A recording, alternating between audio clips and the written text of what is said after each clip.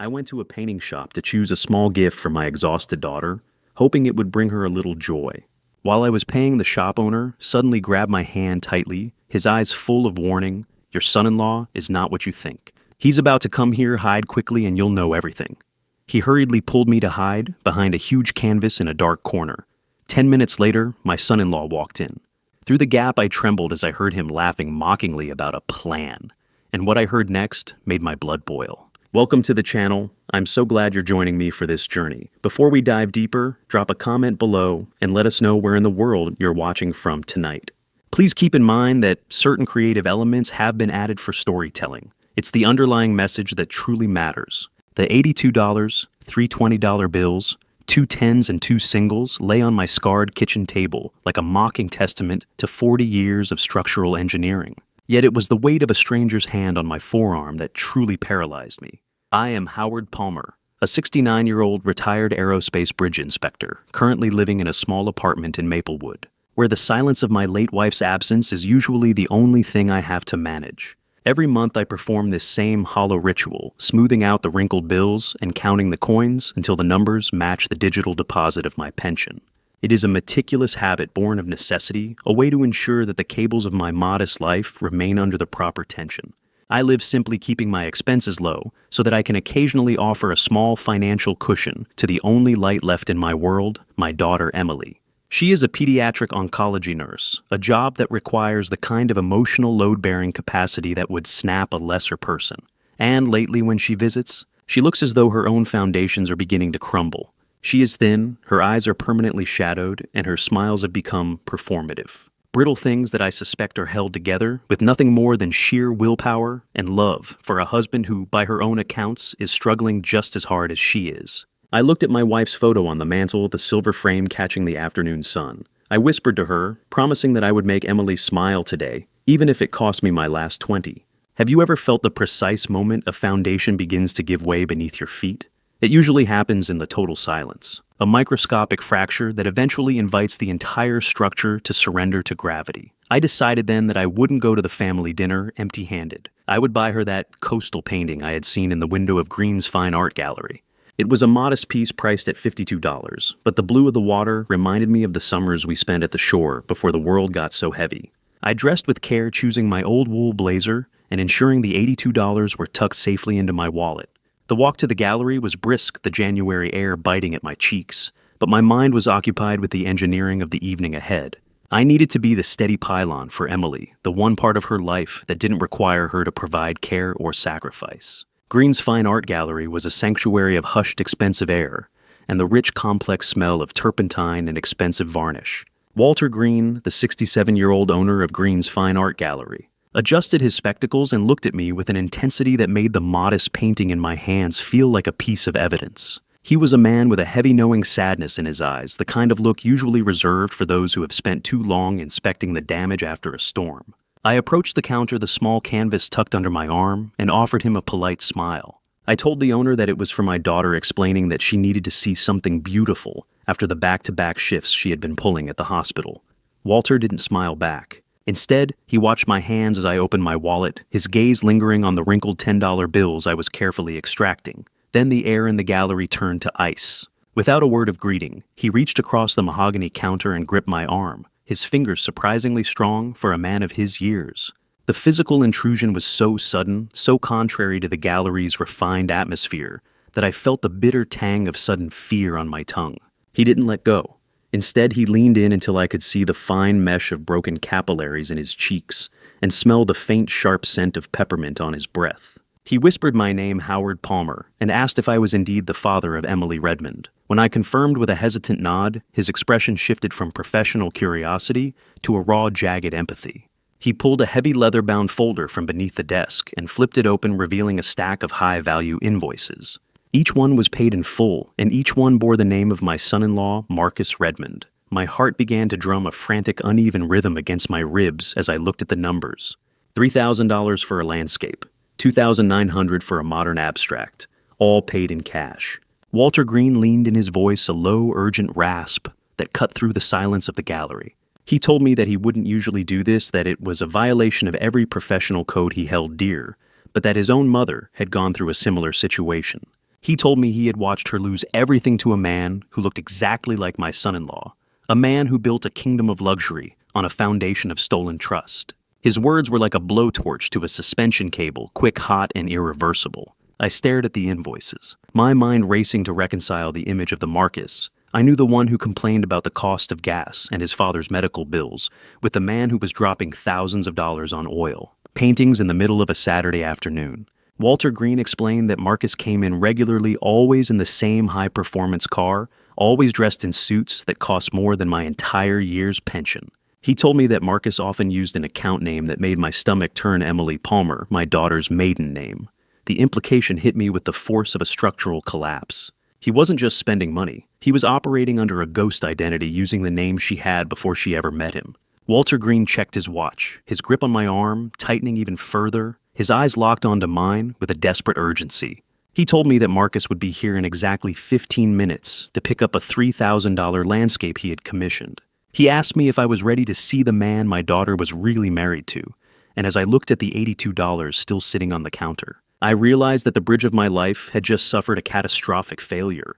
I pressed my back against the cold, rough brick of the storage alcove, the scent of linseed oil suddenly thick enough to choke on as the low hum of a precision-tuned engine vibrated through the gallery floor. Walter Green didn't hesitate. He moved with a frantic, quiet efficiency that suggested he had performed this kind of shielding before.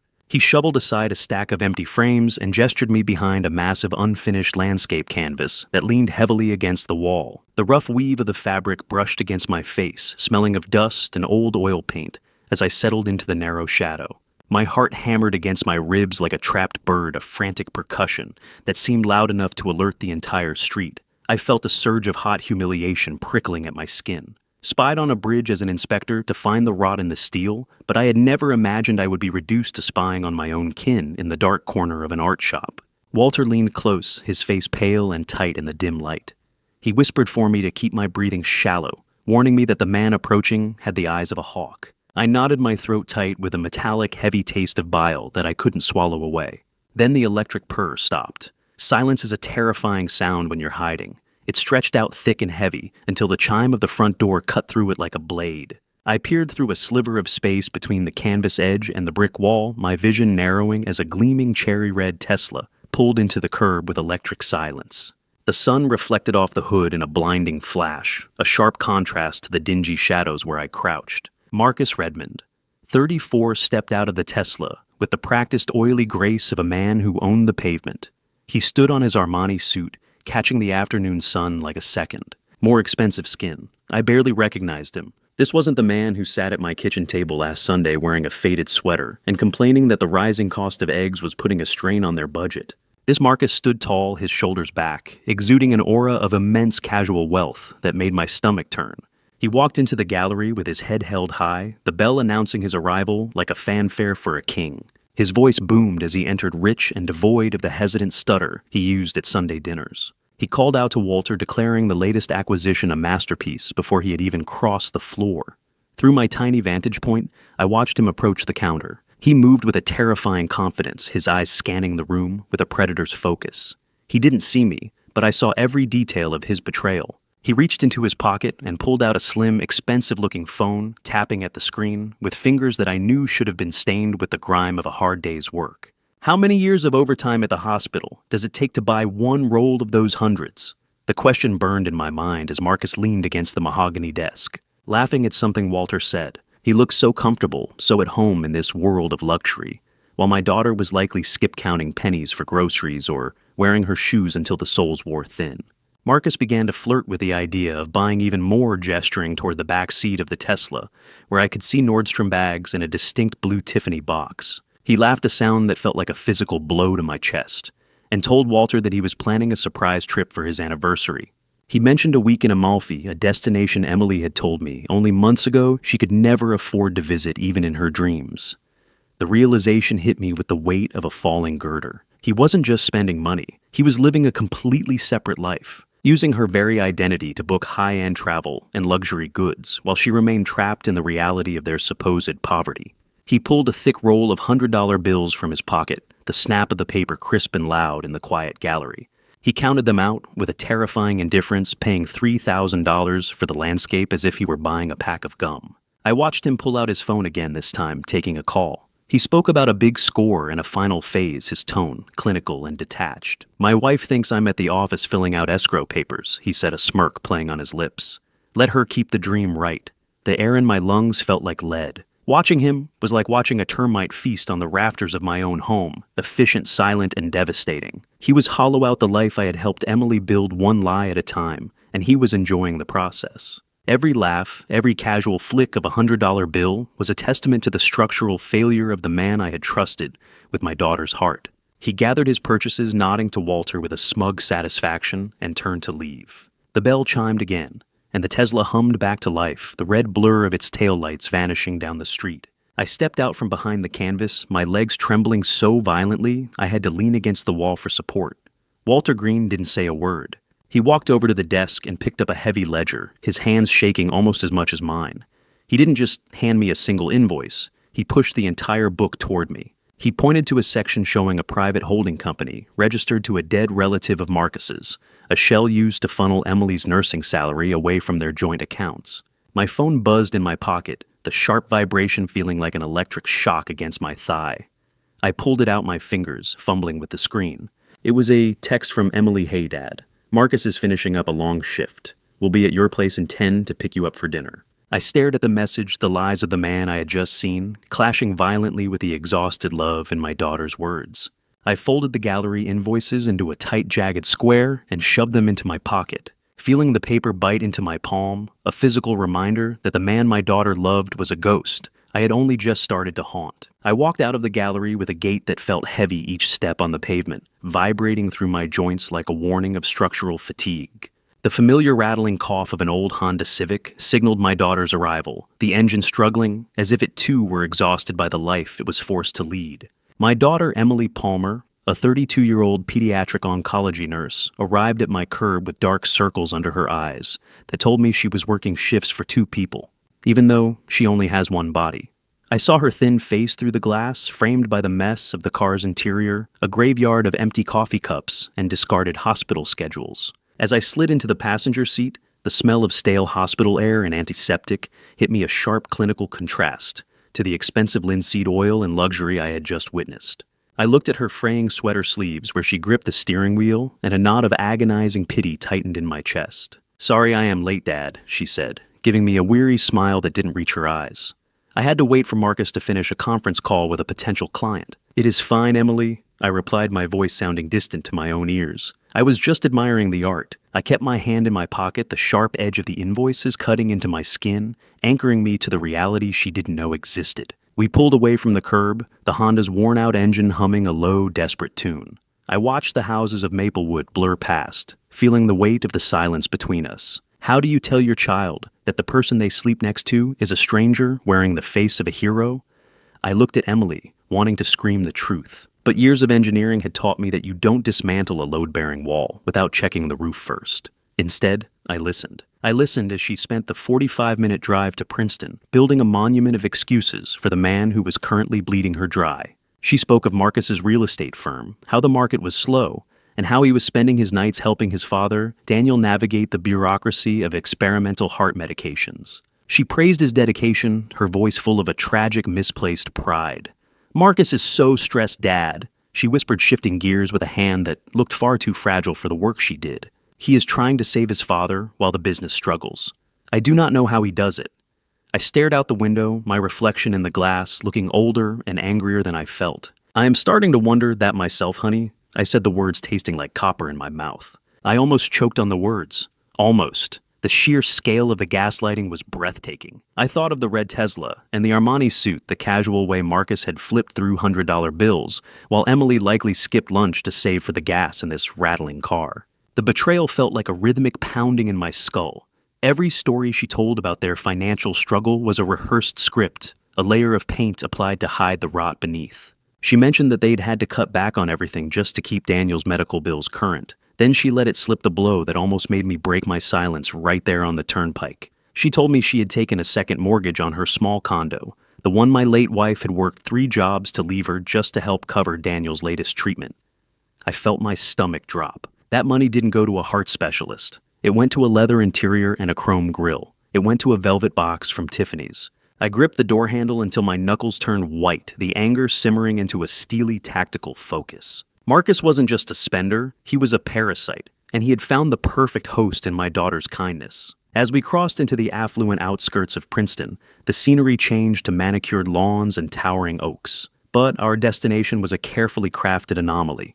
We pulled into the driveway of the Redmond estate, and I felt a fresh wave of disgust. The house sat there like a hollowed-out tree, rotten at the core, but still standing by some miracle of deception.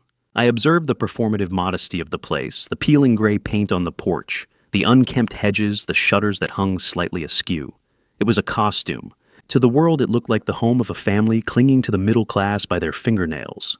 To me, after what I had seen at the gallery, it looked like a stage set. "It is not as nice as it used to be," Emily whispered as she killed the engine, the Honda giving one last shivering rattle before falling silent. "But they are doing their best." I looked at the peeling paint and felt the jagged square of paper in my pocket. "It is a convincing look," I said, stepping out of the car. My eyes were already scanning the perimeter, searching for the structural weaknesses in their lie. I noticed the way the dirt was fresh in one corner of the driveway, as if something heavy had been parked there recently. As we walked toward the porch, I saw an old rusted Camry parked in the shadows of the garage where the red Tesla should have been. It was the final confirmation I didn't need but received anyway as secondary vehicle for the Poverty Act. The house felt oppressive, a den of lions disguised as a sanctuary. The front door creaked open, and there he stood, Marcus Redmond, the man I'd just seen in a $2,000 suit now wearing a stained t-shirt, and an expression of such weary, fake exhaustion that I felt a physical urge to strike him. He rubbed his eyes and leaned against the doorframe, his voice dropping an octave into his struggling persona. "Howard, Emily, thank you for coming," he groaned. "It has been a long day." I looked at the stain on his shirt, knowing it was as calculated as the Armani, and realized the dinner wasn't a social call. It was an inspection. As I crossed the threshold of the Redmond house, the air felt thick with a calculated dampness, as if the very walls had been coached to sweat with the effort of pretending to be broke. The front door had creaked open to reveal Marcus Redmond, in a costume that was an insult to every blue-collar worker I'd ever inspected bridges with. He stood there in a stained polo shirt and frayed jeans, his hair tousled just enough to suggest a day of hard labor that I knew for a fact he hadn't performed. I watched him closely, my eyes scanning him, with the clinical precision of a structural engineer looking for a stress fracture. The man I had seen an hour ago in a $2,000 suit was gone, replaced by this hollowed-out caricature of poverty. He groaned as he moved his hand, reaching for his lower back in a gesture that was far too deliberate to be genuine. "Sorry about the mess, Howard," he said, his voice dropping into a weary octave that vibrated with insincerity. "I spent the morning trying to fix the boiler myself. I just can't afford to call in a specialist right now, with the way the bills are piling up." I looked at his hands as he spoke, noting the dark smudge of grease beneath his fingernails. It looked convincing until I realized the skin of his palms was as soft and uncalloused as a newborn's. My years of inspecting material finishes told me the truth. The grease wasn't oil. It was dark, theatrical makeup, carefully applied to sell a lie. "Self-reliance is a virtue," Marcus, I replied, keeping my voice as flat as a sheet of cold-rolled steel. "Though some things are harder to fix than others." He avoided my eye contact, ushering us into the foyer with a hurried nervousness. Emily stepped past me, her face tight with a concern that Marcus harvested like a cash crop. She reached out to touch his arm, her eyes searching his for some sign of the exhaustion he was faking so effectively. The house felt like a stage set, cold and uninviting. The hallway air carried a draft that felt intentional, a physical manifestation of their supposed financial winter. Have you ever sat at a table where the salt in the air wasn't from the food, but from the sweat of 1,000 lies? That was the sensation that washed over me as we walked toward the dining room. I felt the weight of the gallery invoices in my pocket, the paper thick and jagged against my thigh. It burned like a brand, a constant reminder of the sleek red Tesla and the Armani suit that Marcus had tucked away like a shameful secret. I watched him limp ahead of us, a performance so dedicated it would have been impressive if it weren't so predatory. In the dining room, Daniel Redmond, 62, greeted me with the practiced, shaky hands of a man who spent more time rehearsing his illness than actually living it. He was seated in a mismatched wooden chair that looked like it had been pulled from a curb on trash day. The light bulb overhead flickered with a rhythmic instability that felt less like a faulty wire and more like a deliberate choice to enhance the atmosphere of destitute gloom. "Howard, thank you for coming," Daniel whispered, his voice, a frail rasp that sounded like dry leaves skittering across a driveway. It is good to see family, even when times are lean. I sat down across from him, my eyes immediately dropping to the table setting. A roast chicken sat in the center, looking intentionally meager, surrounded by wilted vegetables. But as I reached for a paper napkin, the edge of my hand brushed against the silverware. My fingers recognized the weight and the cool, distinct texture of high-quality sterling silver. It was hidden beneath the cheap paper, a sliver of the truth poking through the carefully maintained facade of their poverty. I felt the invoice in my pocket. It burned like a brand. I watched Daniel as Emily began to serve the plates. He was a master of the subtle tremor, his hands shaking just enough to make the act of holding a fork look like an ordeal. Yet when Emily turned her back to fetch a pitcher of water from the sideboard, the tremor vanished instantly. He adjusted his glass with a grip that was steady, and sure, his eyes darting to Marcus with a look of sharp, clear-headed calculation. They weren't just a father and son. They were a seasoned team of co-conspirators, and the theater they were performing was designed to bleed my daughter dry. Emily returned her movements quick and efficient, her nurse's training kicking in, as she fussed over Daniel's portion. "Emily is an angel for helping with my prescriptions," Daniel said, looking down at the floor, as if the weight of his gratitude was too much to bear. "I do not know where we would be without her." I watched her smile at him, a genuine heartbreaking expression of love that made my blood run cold. Their poverty was a costume, and the seams were already starting to split under the weight of my gaze. Every word out of Daniel's mouth felt like a brick being added to a wall of deception. He spoke about the cost of his treatments and the difficulty of finding a taxi to the clinic, painting a picture of a man trapped by his own failing body and a lack of resources. I maintained my composure, nodding at the appropriate moments, while my mind worked through the logistics of their lie. The contrast between the man in front of me and the man Marcus had been at the gallery was a structural anomaly I couldn't ignore. Then the first crack in Daniel's performance appeared. He began to recount a story about his boredom in the house, but then he mentioned a detail about a charity event he had attended the night before, a gala with a $300 plate fee. The mention was fleeting, a slip of the tongue from a man who had forgotten which version of himself he was supposed to be playing. He froze for a microsecond, the tremor in his hand, returning with sudden exaggerated force, but the damage was done. Emily reached out to steady Daniel's trembling hand, her eyes full of a love that was being harvested for profit. And I realized then that I wasn't just here to eat, I was here to watch a slaughter. I looked at Marcus, who was busy dissecting his chicken, with a focused intensity, and I knew that the real proof wasn't at this table. It was elsewhere, hidden behind the peeling paint and the flickering lights, and I was going to find it. I set my fork down with a deliberate click against the china, the sound echoing like a starting pistol in the suffocating silence of the Redmonds' performative poverty. The table was a theater of the absurd, with Emily leaning over to steady Daniel's hand as he played the part of the dying patriarch with an almost oily dedication.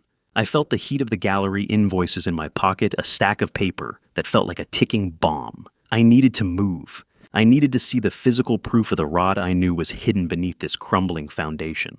I forced a wet hacking cough into my napkin, a sound that made Emily's head snap up in immediate nurse-instilled concern. It was a calculated performance on my part, a necessary lie to dismantle a much larger one. Just a tickle in the throat, honey, I wheezed, waving her back down as she started to rise. "I will find the kitchen and get a glass of water. Stay eat. You need the energy for your shift tomorrow." Marcus looked up, his eyes flat and watchful, tracking me with the predatory stillness I had noticed at the gallery. "Second door on the right." "Howard," he said, his voice smooth and empty of the rasp he used when speaking to Emily. "Don't get lost. This house has a way of swallowing people who wander." I stood up and moved away from the table, my footsteps sounding too loud on the bare, scuffed floorboards. I navigated the dark, sterile hallway of the Princeton estate, noting the lack of family photos or personal touches that usually ground a home. It felt like a stage set after the actors had gone home cold, hollow, and utterly devoid of soul. I bypassed the kitchen entirely, my internal compass locked onto the side door I had seen from the driveway. My fingers were trembling as they gripped the cold brass knob of the door leading to the attached garage. I held my breath, turning it slowly, praying that the hinges were as neglected as the porch paint. The garage door hinge shrieked once, a dry metallic scream that sounded like a warning. I froze, my heartbeat stuttering against my ribs. But the house remained silent, the muffled sounds of clinking silverware continuing from the dining room. I slipped inside and closed the door behind me, the air instantly changing to the smell of cold rubber and premium leather. I didn't need a flashlight. The moonlight filtered through the high, grimy windows, illuminating the shapes of the Redmonds' secrets. In the far corner, a large rectangular shape was draped in a heavy, dusty gray tarp. I moved toward it, my boots crunching on grit. I reached out and grabbed the edge of the rough, abrasive texture of the gray canvas tarp and pulled it back. The cherry red Tesla I had seen at the gallery was parked there, its paint gleaming even in the dim light like a fresh wound. I reached out and touched the hood. It was still warm. The ticking of the cooling engine was a rhythmic indictment of Marcus's lies. I pressed my palm against the metal, feeling the residual heat of a machine that had been driven hard while Emily was being told her husband was at the office. I moved to the driver's side and pulled the door handle. It was unlocked. I reached into the center console, my fingers brushing against the glove box until I found the digital log for the GPS. I scrolled through the recent destinations. There was no office. There were no escrow meetings. The car had spent every single workday for the last 3 months at an underground casino in the city. How many nursing shifts did it take to pay for the heat still radiating from this luxury machine? The rage that flared in my chest was cold and analytical, the kind of anger that builds a bridge to the truth.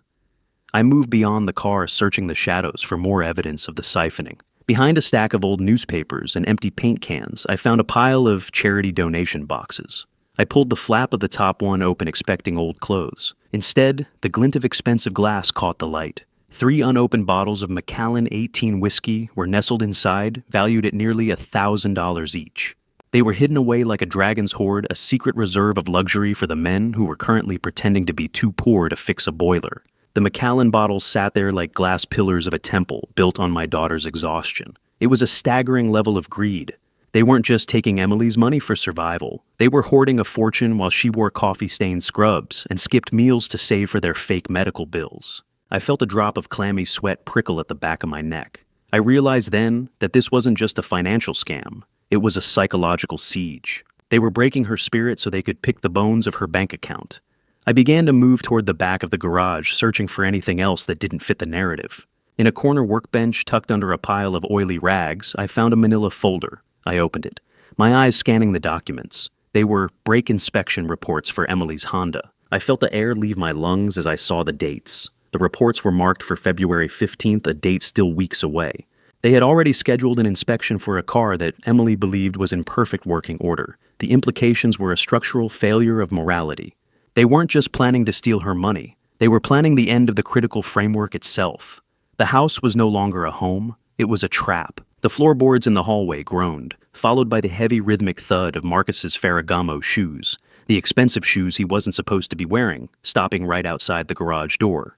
The faint, expensive scent of his cologne began to seep through the gap under the door. I stood in the shadows of the garage, the tarp still clutched in one hand, paralyzed by the sound of the door handle turning slowly and deliberately. He was coming to check on his investment, and I was standing in the middle of his secret vault. I dove into the narrow gap between a stack of moth-eaten moving blankets and the cold, unyielding side of the Tesla, just as the garage door latch clicked, the sound echoing like the hammer of a revolver being cocked. My breath hitched in my throat, a sharp, ragged thing that I had to swallow back down. The darkness of the garage was absolute, save for the thin sliver of light that cut across the floor as Marcus stepped inside. I pressed my spine against the metal of the car, feeling the lingering warmth of the engine through the blankets. The scratchy texture of the wool bit into my neck, but I didn't dare move. The rhythmic click of Marcus's Ferragamo shoes on the concrete was slow, deliberate, and terrifying. I could hear the rustle of his clothing, the heavy, even tempo of his breathing.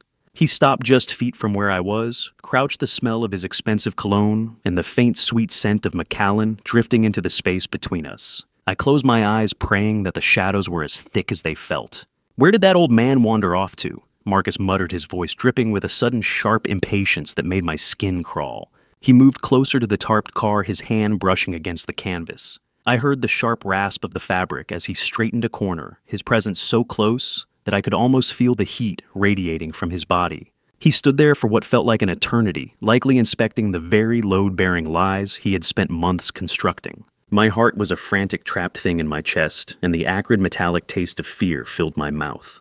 Finally, the footsteps retreated. The door to the hallway opened and closed, and the silence that followed was so heavy it felt like it had mass. I waited, counting to 60 twice before I dared to uncoil my limbs. My nerves were frayed to the breaking point, but the engineering of this situation required more than just survival. It required observation. I slipped out from behind the car and moved to the door, pressing my ear against the wood. The house was quiet, but then I heard it, the low hiss sibilance of whispers coming from the butler's pantry just down the hall. I cracked the door open an inch, slipping back into the house's kitchen hallway shadows. I positioned myself behind a heavy velvet curtain, my senses dialed to their absolute limit. He walked past me, 1 foot away. I could smell the Macallan on his breath, a rich oaky scent that stood in mocking contrast to the cheap chicken dinner we had just shared. I could hear Marcus and Daniel now. Their voices were low, but in the oppressive sterile silence of the Princeton hallway, every word carried the weight of a death sentence. "The beneficiary change is finalized," Marcus whispered, and I felt a jolt of ice water surge through my veins. "Plan E is a go for the 15th. Make sure the old man stays clueless." I leaned closer, my fingers digging into the fabric of the curtain. Daniel's voice followed, trembling and weak, but the frailty I heard now didn't sound like illness. It sounded like the crumbling of a soul. Is it really necessary?" he asked. "She has been so good to us, Marcus." The boy, my son-in-law, let out a short, cold laugh. "It is business, Dad. Don't go soft now. Think of the debts. Think of the life we're supposed to be living." I felt a wave of moral revulsion so strong, I nearly gagged. They weren't just talking about money anymore. Plan E wasn't a financial exit strategy. It was an execution. They were planning to orchestrate an accident involving Emily on that steep, treacherous hill near the hospital where she worked. The reports I had seen in the garage, the future-dated brake inspections, clicked into place with a sickening finality. It was a murder plot designed to look like a mechanical failure. How do you breathe when you're standing in a room with two men discussing your daughter's expiration date? My mind, trained for decades to look for the points where structures fail, was now mapping out the destruction of my own family. They weren't just looking for a payout. They were looking for a clean break, a way to liquidate Emily to pay for their casino debts and their Macallan habits. I stood there paralyzed by the sheer calculated evil of it until the sound of Emily calling my name from the dining room snapped me back to the present. I had to move. I had to become the pylon again. I forced my features into a mask of confused frailty and stumbled back into the dining area, just as Marcus and Daniel re-entered from the pantry. I feigned a dizzy spell, gripping the back of a chair for support. "You look pale, Dad," Emily said, her face full of genuine agonizing concern as she took my arm. "Let us get you home." I looked at Marcus, who was watching me, with a suspicious narrow gaze, and I knew I had to play the part of the fading old man perfectly. "Just the heat in here, honey," I managed to rasp. "It is suffocating." Walking out that front door felt like stepping out of a tomb while the stone was still being rolled into place. The night air was sharp and cold, but it did little to clear the fog of horror in my mind. We walked to the car, Marcus trailing behind us like a shadow. As Daniel stood on the porch, he reached out to shake my hand, a gesture that felt like a betrayal, until I felt the crinkle of paper. He slipped a small, crumpled scrap into my palm, his eyes meeting mine for a split second, with a look of desperate, hollow pleading. I didn't look at it until we were miles away, Emily driving in a silence she thought was peaceful. I pulled the paper out in the dim light of the dashboard. "Help her," the scrawl said. The handwriting was shaky, a confession of cowardice, and a confirmation of the nightmare. I gripped the scrap of paper in my pocket, my mind racing through the engineering of a brake line failure, and realized that, according to the calendar on the kitchen wall, I only had 28 days to dismantle a murder. I ignored the cold ache in my lower back as I slammed my apartment door shut, the jagged edges of those gallery invoices still burning through my pocket like radioactive isotopes. The drive back from the Redmond estate had been a masterclass in suppressed terror, watching my daughter smile at a man who was already measuring her for a coffin. I needed the truth not in the form of whispered threats or cryptic notes, but in the cold, hard data that Marcus Redmond couldn't charm or gaslight. My small apartment in Maplewood felt smaller tonight, the shadows stretching across the walls as I moved with a mechanical urgency.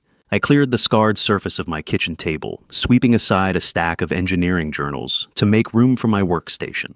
I laid out my laptop, a fresh legal pad that smelled faintly of dry paper, and my specialized bridge inspection magnifying glass, a relic of a career spent finding the invisible cracks that lead to catastrophe. I was back in the field now, but the structure I was inspecting was my own daughter's life. I sat down, the sharp rhythmic clicking of the keyboard keys echoing in the silence. I accessed the shared bank account Emily and I had maintained for years, a safety net I had helped her set up for emergencies. My fingers hovered over the keys for a second, a flicker of guilt crossing my mind for invading her privacy, but it was quickly extinguished by the memory of Marcus's smirk. I began the grueling process of cross-referencing every withdrawal. I looked for the outliers, the small leaks that indicate a failing valve. I discovered that Marcus had been far more efficient than I feared. He had actually changed the alert settings on the banking app to his own phone number, ensuring Emily never received a single notification of the large transfers he was making. It was a structural bypass designed to keep the victim unaware while the pressure mounted. Structural integrity isn't just about steel, I muttered to the empty room, my voice sounding like gravel. It's about following the load path until you find the failure. Have you ever looked into a mirror and realized you were the only person left who could see the truth? The man in the glass looked tired, but his eyes were sharp with the clarity of a man who finally understands the nature of the rot. I began to map the hemorrhage. Over the last 18 months, exactly $47,200 had been siphoned from Emily's savings and her grueling salary. I saw the patterns emerging on my legal pad, a series of red ink marks that looked like blood spray. The largest withdrawals, $5,000 here, $3,000 there, occurred precisely 48 hours before the high-value pickups Walter Green had mentioned at the gallery. Marcus wasn't just spending his own mysterious funds. He was methodically stripping my daughter of every cent she earned in the oncology ward. $47,000, I whispered, my voice cracking in the quiet apartment. She skipped her own birthday dinner to save $300 for their future, and he spent 10 times that on a single canvas to impress a room full of strangers. I felt a surge of parental agony that nearly knocked me back, a physical blow to the chest. The hum of the apartment's refrigerator seemed to grow louder, a mocking, persistent sound in the heavy silence. The spreadsheet didn't lie. Numbers have a cold, honest brutality that people lack. They don't have a persona. They don't wear Armani suits. They just tell you how much has been taken. I turned my focus to Marcus's supposed business. I performed a deep search of his real estate investment firm, digging through public records and domain registrations. I found exactly what I expected: a ghost entity. It was a shell registered to a P.O. box in Delaware, a paper fortress with no real foundation. I navigated to the company's website, which was a lazy template populated with stock photos of buildings in Chicago, not a single one from Princeton or anywhere else in Jersey. Using my technical expertise, I traced the IP address of the domain registration. It didn't lead to an office building or a corporate server. It led directly to the red Tesla's built-in cellular modem. Marcus was the sole operator of the fraud, running his entire empire from the driver's seat of a car my daughter was paying for. There are no projects, no partners, no profit, I realized, clicking through the dead links. There's only a predator and his prey. I stared at a sticky residue of a coffee ring on the kitchen table, a mundane detail that felt absurd in the face of such calculated malice. He had turned my daughter into a resource to be mined, a load-bearing pillar he intended to demolish once the well ran dry. The blue light of the screen washed over me like a digital ghost, haunting me with every zero on the ledger. But there was one final discovery to be made. I dug into the medical consults payments, the money Emily thought was going to save Daniel's heart. I tracked the routing numbers, bypassing the layers of encryption Marcus had used to hide the destination. They weren't going to a hospital or a specialist.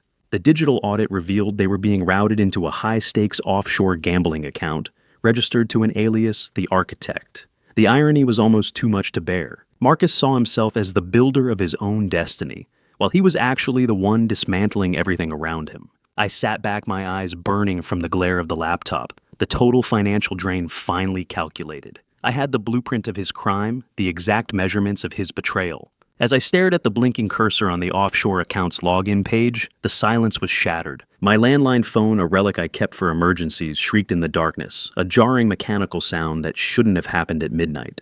The mechanical scream of my 1980s wall phone ripped through the silence of my apartment, vibrating against the wood like a warning siren from a sinking ship. I surged toward the hallway, my pulse thundering a frantic rhythm against my ribs. In the dead of night, a ringing phone is never an invitation. It is an intrusion, a harbinger of hospital corridors or police tape. I gripped the plastic receiver, my knuckles white, and pressed it to my ear with a trembling hand. I expected the smooth, mocking drawl of Marcus, or perhaps a frantic nurse calling about Emily. Instead, I heard a hushed, jagged intake of breath. "Howard, it's Patricia." The voice was thin, brittle as old parchment. Patricia Long, my 66-year-old neighbor, who spent 3 decades as a court stenographer, was a woman who lived by the precision of language and the vigilance of her window blinds. She usually kept to the shadows of the street, observing the neighborhood with a professional detachment. But tonight she sounded like a woman whose composure had suffered a catastrophic failure. She told me she had seen something I needed to see immediately, but she refused to speak the details over a line she clearly no longer trusted. I asked if Emily was okay if Marcus was with her, my voice a low growl of protective dread. She only told me to wait until dawn, that she would come to my door when the light was safe. The line went dead. The hum of the dial tone was the only thing left in the room. I sat in the darkness for hours, the blue glow of my laptop screen mocking my inability to act. I thought of Emily tucked away in that Princeton house of cards and the cold weight of the invoices in my pocket. When the first gray streaks of dawn finally bled through the curtains, a sharp, rhythmic knock sounded at my door. I opened it to find Patricia standing in the cold morning air, her coat buttoned unevenly, and her eyes bloodshot from a night spent in a state of hypervigilance.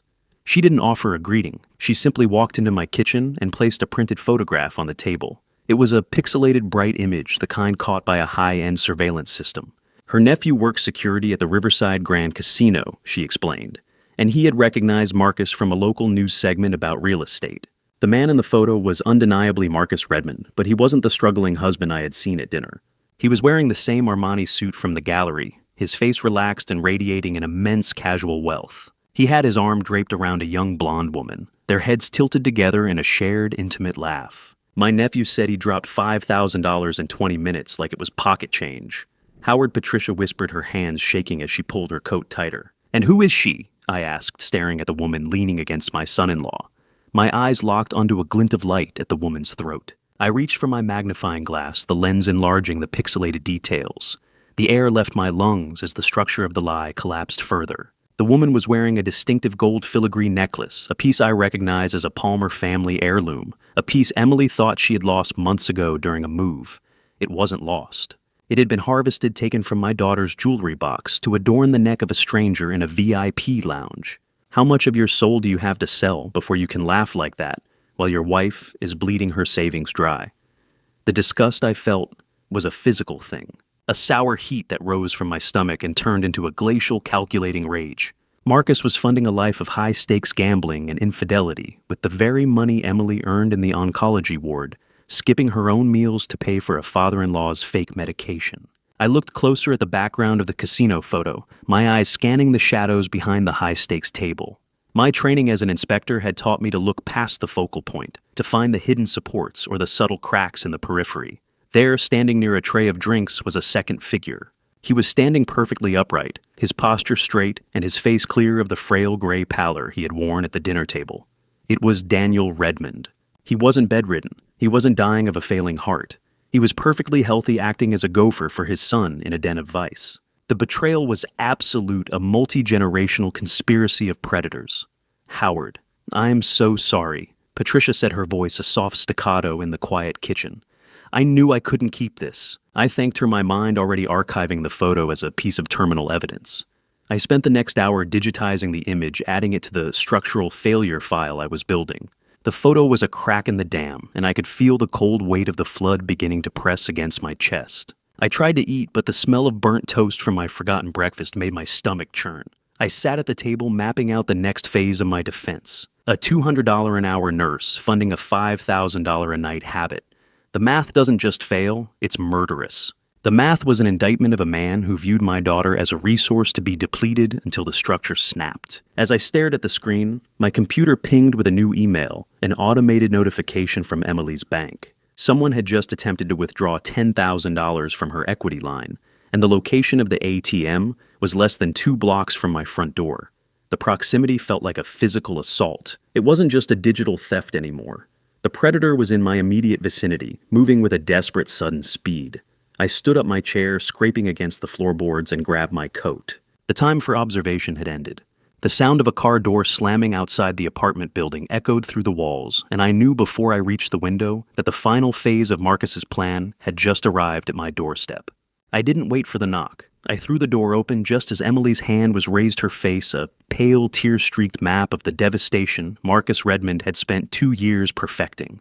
She stumbled into the foyer, her shoulders shaking so violently that I had to reach out and physically steady her. The sound of her car door slamming outside was still echoing in the hallway, a final sharp punctuation to her arrival. She looked smaller than I remembered, her scrub top wrinkled, and her hair escaping its clip in frantic, wispy strands. I led her into the kitchen, the very room where I had spent the night dissecting her life on a spreadsheet. She didn't even notice the laptop or the legal pads. She just collapsed into a chair, her breath coming in ragged, shallow hitches. "Marcus is pushing me." "Dad," she sobbed, her voice breaking on every other word. "He says if I don't sign the papers by Friday, Daniel will die." He said the cardiovascular specialist needs a $50,000 deposit because the insurance won't cover the experimental valve. I felt a surge of protective rage so hot it made my vision blur. I held her shoulders, forcing her to look at me to see the steady pylon I needed to be for her. Emily, look at me. You are not a failure. You are a target. He is using your vocation as a weapon against you. Do not sign that paper. I told her then as gently as I could that the specialist Marcus had named didn't exist on the hospital's payroll. I watched the confusion in her eyes fight with the indoctrination Marcus had instilled, a structural battle for her very soul. He said my nursing degree is useless if I can't even save my own family, she whispered, repeating the gaslighting script he had fed her. He said I was being selfish for questioning the cost. I pulled her close, the damp, salty residue of her tears soaking into my shirt. How do you tell your daughter that her husband's love is just a high-interest loan he never intends to pay back? I couldn't give her the full horror yet. The casino photos or the Macallan bottles not. While she was this fragile, I needed her to trust me not just as her father, but as the only person who could see the cracks in the bridge. I managed to calm her down, making her a cup of tea she didn't touch. I insisted that I would use my old engineering contacts on the hospital board to verify the medical quotes. I bought myself 48 hours of time, a desperate window to build a real defense. Once she left, the silence of the apartment felt like an accusation. I realized I could no longer fight this battle with spreadsheets alone. I needed a professional to watch the shadows while I watched Emily. I felt my savings account dwindle to a 4-digit number as I prepared for the next step. It didn't matter. Steel is expensive, but a life is priceless. I drove to the Maplewood Diner, a place where the air always smells of burnt coffee and maple syrup, to meet a man I hadn't seen in a decade. Tom Crawford, 62, was a man whose face looked like it had been carved out of the very granite bridge footings we used to inspect together, his eyes 2 chips of cold, unblinking flint. He was already sitting in the back booth, his hands wrapped around a heavy ceramic mug. He had traded bridge inspection for a discreet private investigation firm years ago, and he was the only man I trusted to help me navigate a structural failure this deep. I slid into the booth and laid out the invoices, the casino photo, and the digital audit. I didn't need a report. Tom, I told him, my voice low and steady, I need a load-bearing analysis of this man's lies. I need to know where to kick so the whole thing collapses. Tom studied the photo of Marcus and the blonde woman for a long time, his expression tightening into something professional and grim. Howard, if half of what you've shown me is true, you're not dealing with a husband. Tom said, his voice a low rumble. You're dealing with a professional apex predator. He tapped the photo of the blonde woman. I know this face. She isn't a mistress. She's a known closer for a multi-state marriage fraud ring. If she's in the picture, Marcus isn't just a gambler. He's part of an organized syndicate. The revelation hit me with the force of a wrecking ball. This wasn't a solo act of greed. It was a factory-grade operation. I reached into my coat and pulled out $500, half of my remaining emergency liquid cash. I pushed it across the greasy laminate table. Put him under the glass, Tom. Every move he makes. Tom Crawford didn't look like a PI. He looked like the gray-weathered pylon of a bridge, immovable, silent, and capable of holding up immense weight. He took the money, but his eyes never left mine. He knew the cost of what I was asking, both financially and emotionally. Tom slid a small black GPS tracker across the table toward me. The high-pitched electronic squeal as he activated it sounded like a hunting bird's cry. He checked his own tablet, his brow furrowing as the signal stabilized. He's at a Porsche dealership right now, Howard. If you want to see where your daughter's $50,000 is really going, I suggest we start moving. I gripped the tracker, the cold plastic feeling like a weapon in my palm. The transition from passive observation to active counterinsurgency was complete. I followed Tom out of the diner, the bell above the door, chiming a warning I was more than ready to heed. The roar of a high-performance engine echoing through a glass-walled showroom was already playing in my mind, a siren song of the betrayal I was about to witness firsthand. The roar of a precision-tuned flat-six engine didn't just vibrate the glass walls of the showroom. It shredded the last lingering shred of my hope that this was all just a terrible engineering error. I sat in the passenger seat of Tom Crawford's nondescript surveillance van, the interior smelling of stale upholstery and the faint ozone tang of high-end electronics. Through the one-way glass, I watched the cherry-red Porsche 911 scream past the dealership's entrance, its metallic paint blindingly bright under the Jersey sun. Tom sat beside me, his face a mask of professional detachment, his hands dancing across a keyboard as he monitored the audio feed from the bug he'd planted on Marcus's poverty vehicle back at the Princeton house. We had tracked that rusted Camry to a storage locker 2 towns over, where Marcus had performed another lightning-fast wardrobe switch. Now he was back in the Armani, being greeted by a Porsche salesman who bowed as if he were welcoming royalty. "Look at him, Tom." I whispered, my voice sounding like grinding gravel even to my own ears. "He is not just buying a car, he is wearing a life that belongs to my daughter. He's spending the second mortgage she took out on her mother's condo like it's play money." Tom didn't look up, but his jaw tightened. "Keep your head down, Howard," he cautioned. "Predators are most dangerous when they're feeding. Right now he's in the zone. He thinks he's invisible." I adjusted the high-powered binoculars, the cold, hard rims digging into my eye sockets as I watched Marcus laugh with the salesman. It was a genuine carefree sound that drifted through our patched-in audio feed, a sound I had never heard him make around Emily. Around her, he was always the weighted pylon groaning under the pressure of fake debts. Here, he was the architect of his own gluttonous joy. I thought of Emily at that very moment, likely kneeling on a hard hospital floor, her coffee-stained scrubs a testament to the $50,000 lie she was killing herself to fund. The contrast was a structural failure of the soul. Marcus leaned against the hood of the Porsche, tapping his phone, with the same practiced indifference I'd seen at the gallery. He turned the screen toward a blonde woman who had just stepped out of a sleek SUV to join him. My heart did a slow, nauseating roll. Marcus showed her a photo on his phone. It was a crisp, clear image of Emily's signed life insurance application. I recognized her handwriting instantly. She'd told me she was signing up for a new nursing union health benefit. She had no idea she was actually signing her own appraisal document. He laughed, a genuine carefree sound that felt like a slap to my face. The blonde woman smiled, a sharp, predatory expression that didn't reach her eyes. They looked like two engineers reviewing the final blueprints for a demolition. Tom followed them as they left the dealership, the Porsche remaining behind for final detailing, while they took the mistress's SUV to a high-end restaurant downtown.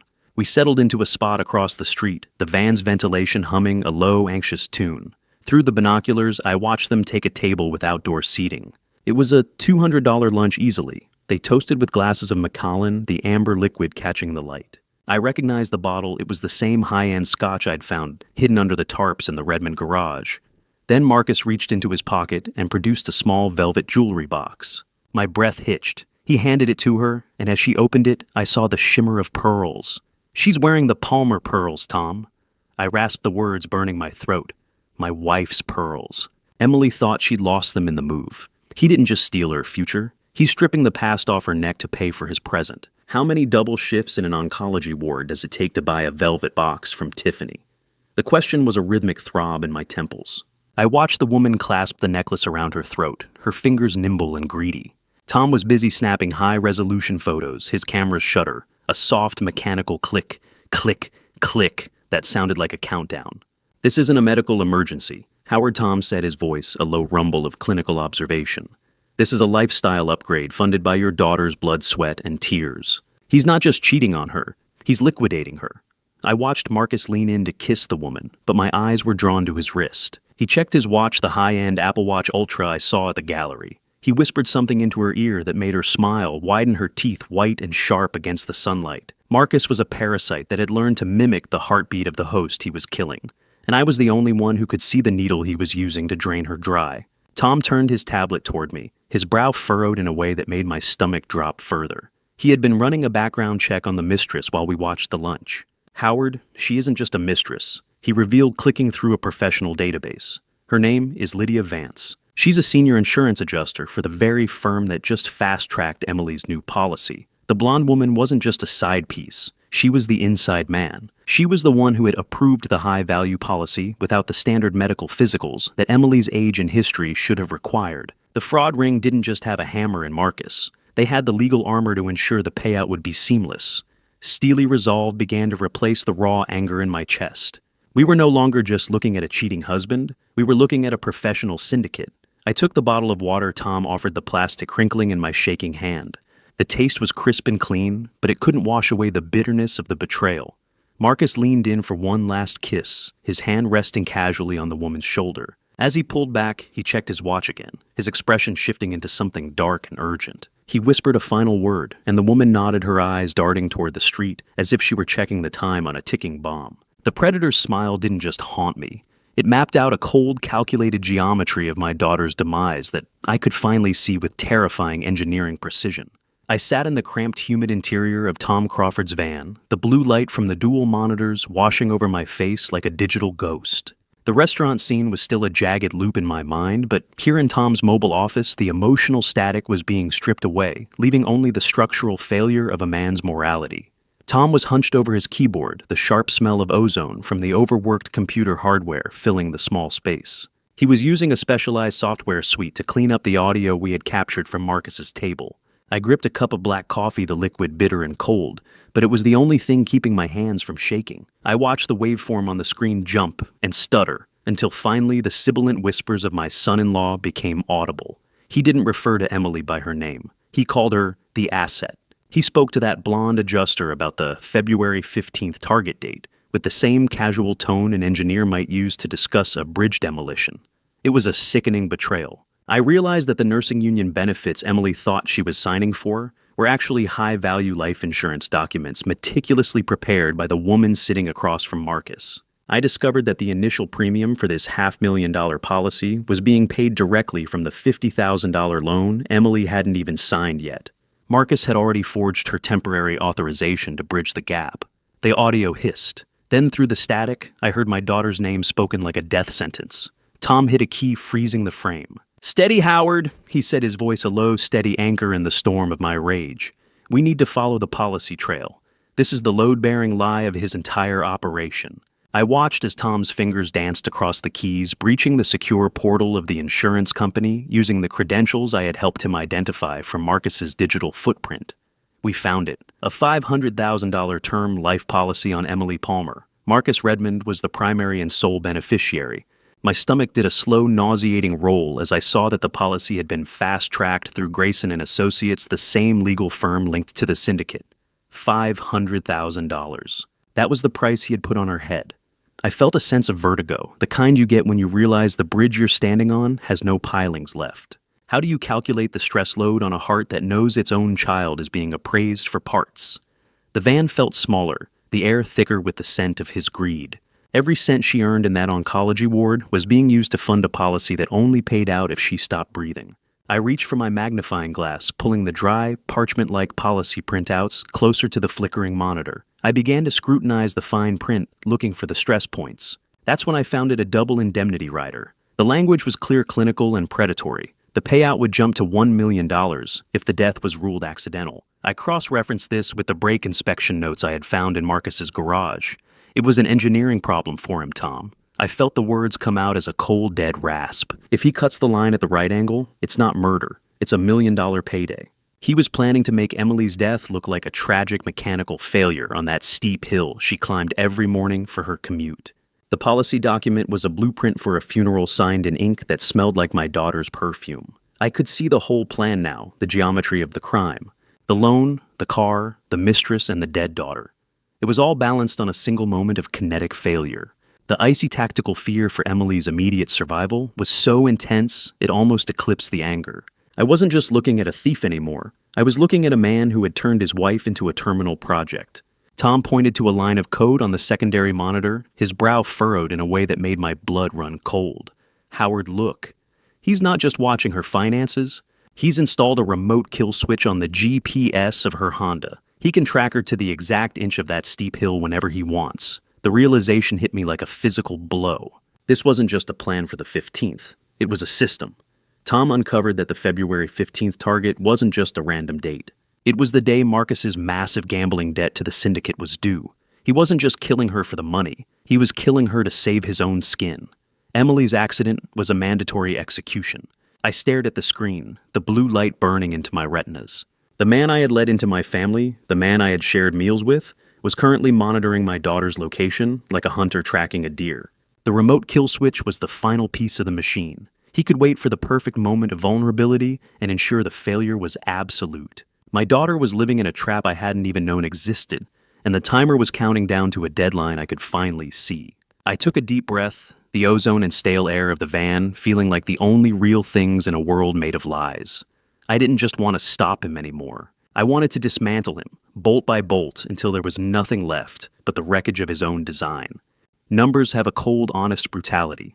but it was the silence of 7 dead or vanished women that finally turned my blood into the very ice Marcus Redmond intended for my daughter. I sat in the dim blue-tinted interior of Tom Crawford's mobile office, the air smelling of dry, dusty paper, and the sharp, stinging static of 3 high-end monitors. Tom had spent the last hour feeding a bag of shredded remains from Marcus's private office trash into a digital reconstructor. I watched the screen with an engineer's fixated precision, my hands steady only because of the sheer weight of the adrenaline.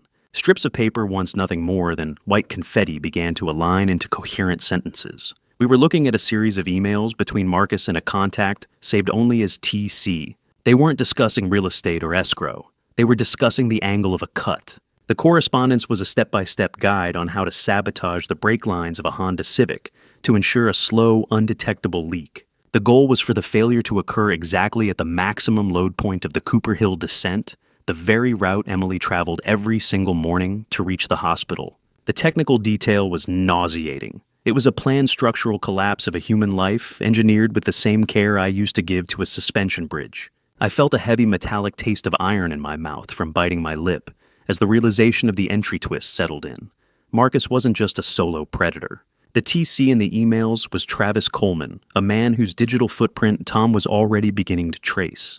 Coleman wasn't just a sounding board. He was the logistics expert who provided the staged accident locations and coordinated the cleanup crews to ensure no insurance adjuster outside their ring ever saw the wreckage. The hill. He chose the hill where she always stops to get me coffee. It was a tactical choice, a location where speed and gravity would do the work that Marcus was too cowardly to finish with his own hands. I looked at the high-pitched hum of the data processing server, the noise sounding like a swarm of insects inside my skull. Before I reveal the shocking data Tom just pulled from that encrypted drive, are you still with me? Comment mastermind if you believe Marcus is the true architect of this scheme, or puppet if you think he's just a pawn in a much larger game. I'd love to hear your reasoning. Please note that certain creative details are added for storytelling, but the lesson I'm sharing remains the priority. Tom hit a final key, and the van's cabin seemed to grow colder as the dawn light began to bleed through the reinforced glass. He had run Marcus's biometric data through a federal database he still had access to from his days in the bureau. He looked at me, his eyes 2 chips of cold, unblinking flint. He is a professional widower. Howard Tom said, his voice a low rumble of clinical horror. Emily isn't his wife. She's his 7th contract. I stared at the screen as the names appeared. Marcus Redmond was an alias, one of many. This man had been married twice before, once in Ohio and once in Oregon. One wife was officially listed as missing a cold case that had never been closed. The other had died in a single-vehicle rollover in 2019. The payout for that accident was $300,000. I felt a surge of visceral revulsion. How many times can a man marry death before the devil decides to collect the debt? The scale of the predatory evil was staggering. Marcus didn't see women. He saw insurance policies with heartbeats. I began to cross-reference the budget planning spreadsheet fragments we had reconstructed with the names on the screen. The spreadsheet was a graveyard of dreams, each row a life dismantled with a keystroke. We identified 7 women across 3 states who had been scammed out of a total of $800,000. The $15,000 Emily had already lost wasn't the goal, it was the overhead. It was the setup fee for the $1 million double indemnity payout Marcus was currently engineering. 7 lives for $800,000. He's efficient, I'll give him that. I whispered, my voice cracking with a murderous protectiveness. But he didn't account for a father who knows how to read the stress points in a bridge. I felt a grim resolve hardening in my chest, a structural reinforcement of my own will. I wasn't just an observer anymore. I was the counterweight. Tom leaned in, pointing to a specific note in the 2019 file. It turned out the death had been originally ruled a suicide, but a later amendment changed it to accidental. The reconstructed emails showed Marcus had bribed a local coroner to make the change. The system hadn't failed. It had been bought. I looked at the final reconstructed fragment that Tom had managed to pull from the bottom of the bag. It wasn't a bank statement or an email. It was a digital scan of a photo, a high-resolution image of my own apartment building. Across the back in Marcus's precise architectural handwriting were the words, "Secondary beneficiary obstacle." The iron taste in my mouth returned stronger this time. I wasn't just an inconvenient father-in-law. I was a variable in his equation that needed to be canceled out. He knew I was looking. He knew I was the only piling left holding up the bridge Emily was walking across. The realization that I was also a target didn't bring fear, only a cold, calculated urgency. I looked at the clock on the dashboard. It was nearly 7 in the morning. Emily would be leaving for her shift soon, heading toward the hill, heading toward the failure point. I grabbed my coat, the static of the monitors still making the hair on my arms stand up. We didn't have 28 days anymore. If I was the obstacle, he wasn't going to wait for the brakes to fail. He was going to move now. The vibration of my phone against the metal van desk didn't just break the silence. It felt like the first snap of a suspension cable on a bridge destined to fall. I snatched the device from the console, my knuckles white and my heart hammering against my ribs with a frantic, uneven rhythm. I had just been staring at the reconstructed fragment identifying me as a secondary obstacle, but I hadn't expected the hammer to fall so quickly. The screen showed an unfamiliar number from the hospital where Emily worked. I answered, my voice a low, jagged rasp. Mr. Palmer. It was Sarah, a nurse from the oncology ward. We were worried. Emily left her shift 4 hours early because her husband Marcus called and said you'd had a stroke and were being rushed to the ICU. She was frantic, Mr. Palmer. We've been trying to reach you to see which floor you were on. The air left my lungs as if I'd been struck by a physical blow. I am fine, Sarah. I managed to say the words tasting like cold copper. I am perfectly fine. I haven't been to any hospital. When exactly did they leave? As she gave me the time, a sickening realization washed over me. Marcus had used my own mortality as bait, a cruel irony that bypassed all of Emily's nursing defenses. He had accelerated the timeline for Plan E, moving the deadline from mid-February to this very moment. He used me. He used my own death to lure her into his trap. I discovered the depth of his meticulous malice when I checked my personal files on the cloud. Marcus hadn't just lied. He had somehow gained access to my medical portal and forged us a final directive and a do not resuscitate order in my name. He had crafted a legal wall to ensure that if Emily tried to call 911, the responders would be met with a document signed by me instructing them to let me go. It was designed to make her feel helpless, to force her to rely entirely on Marcus, to drive her to a hospital that didn't even have me admitted. Tom Crawford saw the look on my face and didn't ask questions. He threw the van into gear, the tires screaming against the asphalt as we peeled out of the surveillance position.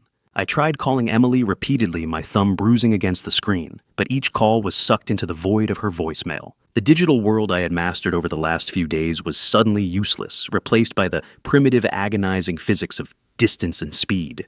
How many miles of asphalt can a man burn through before his soul catches fire? We were tearing down Route 17, the engine of the van roaring in a desperate duet with the wind. I watched the GPS tracker Tom had installed on Emily's Honda. The icon was stationary, pinned like a dead moth to the map at the Redmond residence in Princeton. But there was a darker detail. The remote kill switch we'd discovered had been activated. Her car was a brick, its electronics fried by a husband who wanted to make sure she couldn't drive away. I gripped my heavy engineering flashlight, the cold aircraft-grade aluminum, feeling like a makeshift mace in my hand.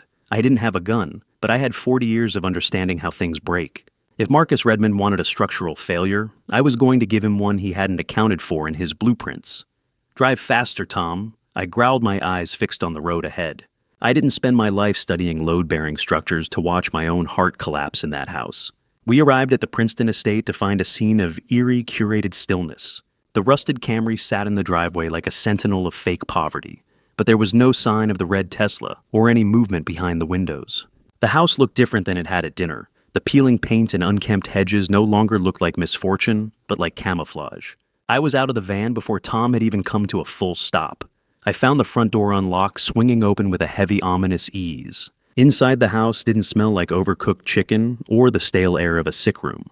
It smelled of sharp medicinal chemicals, a stinging bitter scent of crushed pills and antiseptic that made my throat constrict. The silence was absolute until I heard it, a faint rhythmic thumping coming from beneath the floorboards. It was the sound of a struggle muffled by layers of wood and insulation.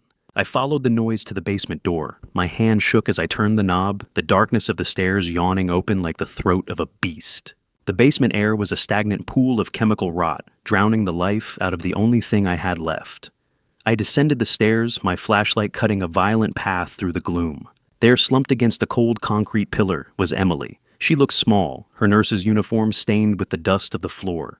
Her eyes were open but glassy, drifting aimlessly as if she were trying to watch two worlds at once. Emily, honey. It's Dad. Open your eyes. Look at me. I dropped to my knees, the cold, damp concrete stinging my skin. I pulled her into my arms, her body heavy and uncoordinated. Dad, she whispered, her voice a slurred, terrifying ghost of itself. Why? Why are there two of you? Marcus said. He He said the pills were for my headache. He said you were already gone. I felt a surge of visceral horror as I realized how close he had come to the finish line. As I lifted her, my flashlight beam caught a small plastic bottle rolling across the floor. I picked it up reading the label. It was a half-empty bottle of benzodiazepines with Daniel Redmond's name on it. The sick father hadn't been a victim. He had been the quartermaster providing the weapons for my daughter's sedation. I stood up cradling Emily's limp weight against my chest, ready to carry her out of that tomb. Then the silence of the house was punctuated by a sound that made my blood freeze. I heard the heavy metallic scrape of the basement door being locked from the outside, followed by the distinctive electric hum of the Tesla pulling into the garage directly above our heads. I didn't wait for Marcus to descend. I threw my entire weight against the rusted basement window frame, the glass shattering like the illusions I had let my daughter live in for far too long. The sound of heavy footsteps crossing the floorboards directly overhead sent a jolt of pure adrenaline through my aging joints. I knew that metallic scrape of the door being locked wasn't just a hurdle. It was the final seal on Marcus's original plan. He wanted us here trapped in the dark while he staged the next phase. I ignored the sharp, jagged sting of glass cutting my palm as I cleared the shards from the frame. My blood smeared against the white peeling paint, but I didn't feel the pain. I only felt the weight of Emily limp and smelling of chemical sedation draped over my shoulder. I had to get her out.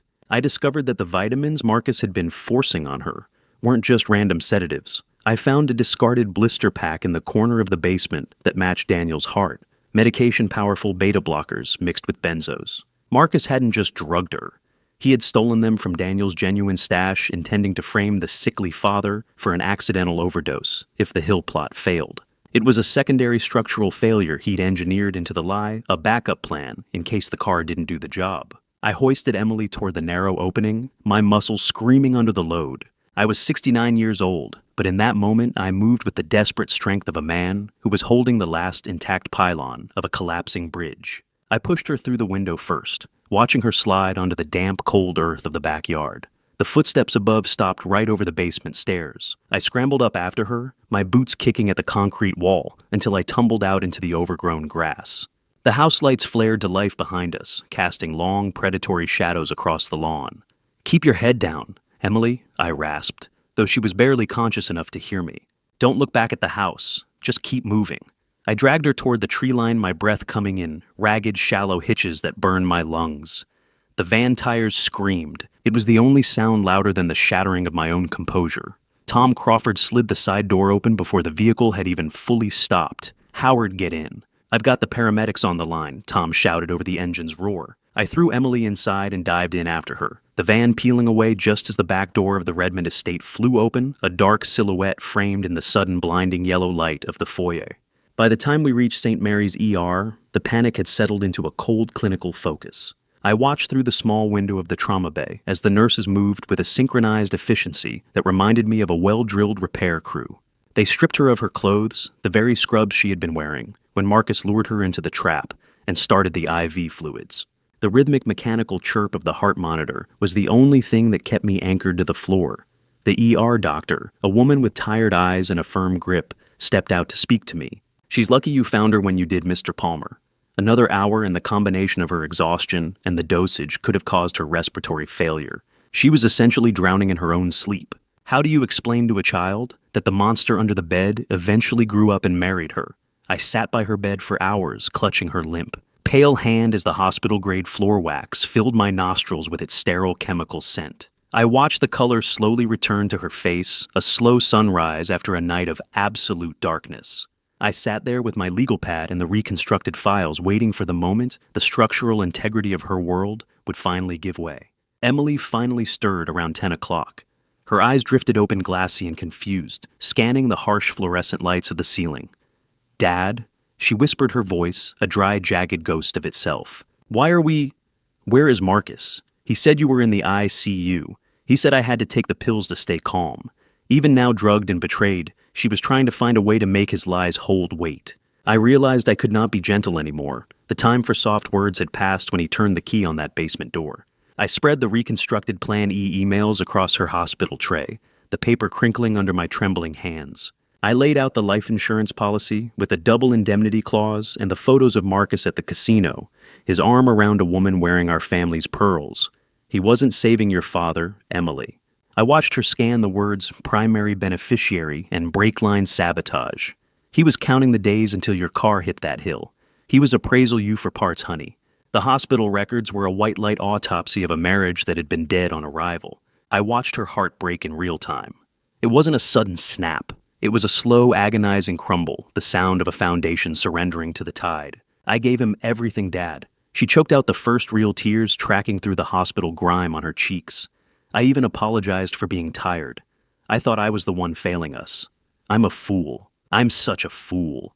The metaphor of her life was shifting the foundational lie finally removed. She clutched the insurance papers so hard they tore her knuckles white and shaking. She told me then that Marcus had visited her at the hospital just yesterday before the sedation, and had her sign a document he claimed was for a medical proxy for Daniel.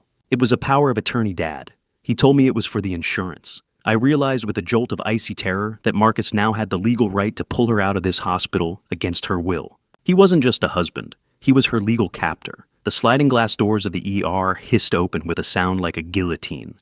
Marcus Redmond stepped through the entryway, his concerned husband mask perfectly adjusted, clutching a bouquet of lilies that looked exactly like funeral flowers. The sweet, sickening scent of the lilies hit me like a physical blow as he spotted us. I met Marcus in the center of the fluorescent-lit hallway, my shadow lengthening across the linoleum like a structural crack he hadn't seen coming until the ceiling began to groan.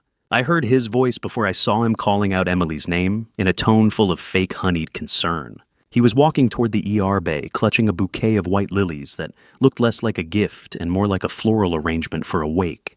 The wet vegetal smell of the flowers preceded him, cloying and sweet, filling the sterile corridor with the scent of a funeral home.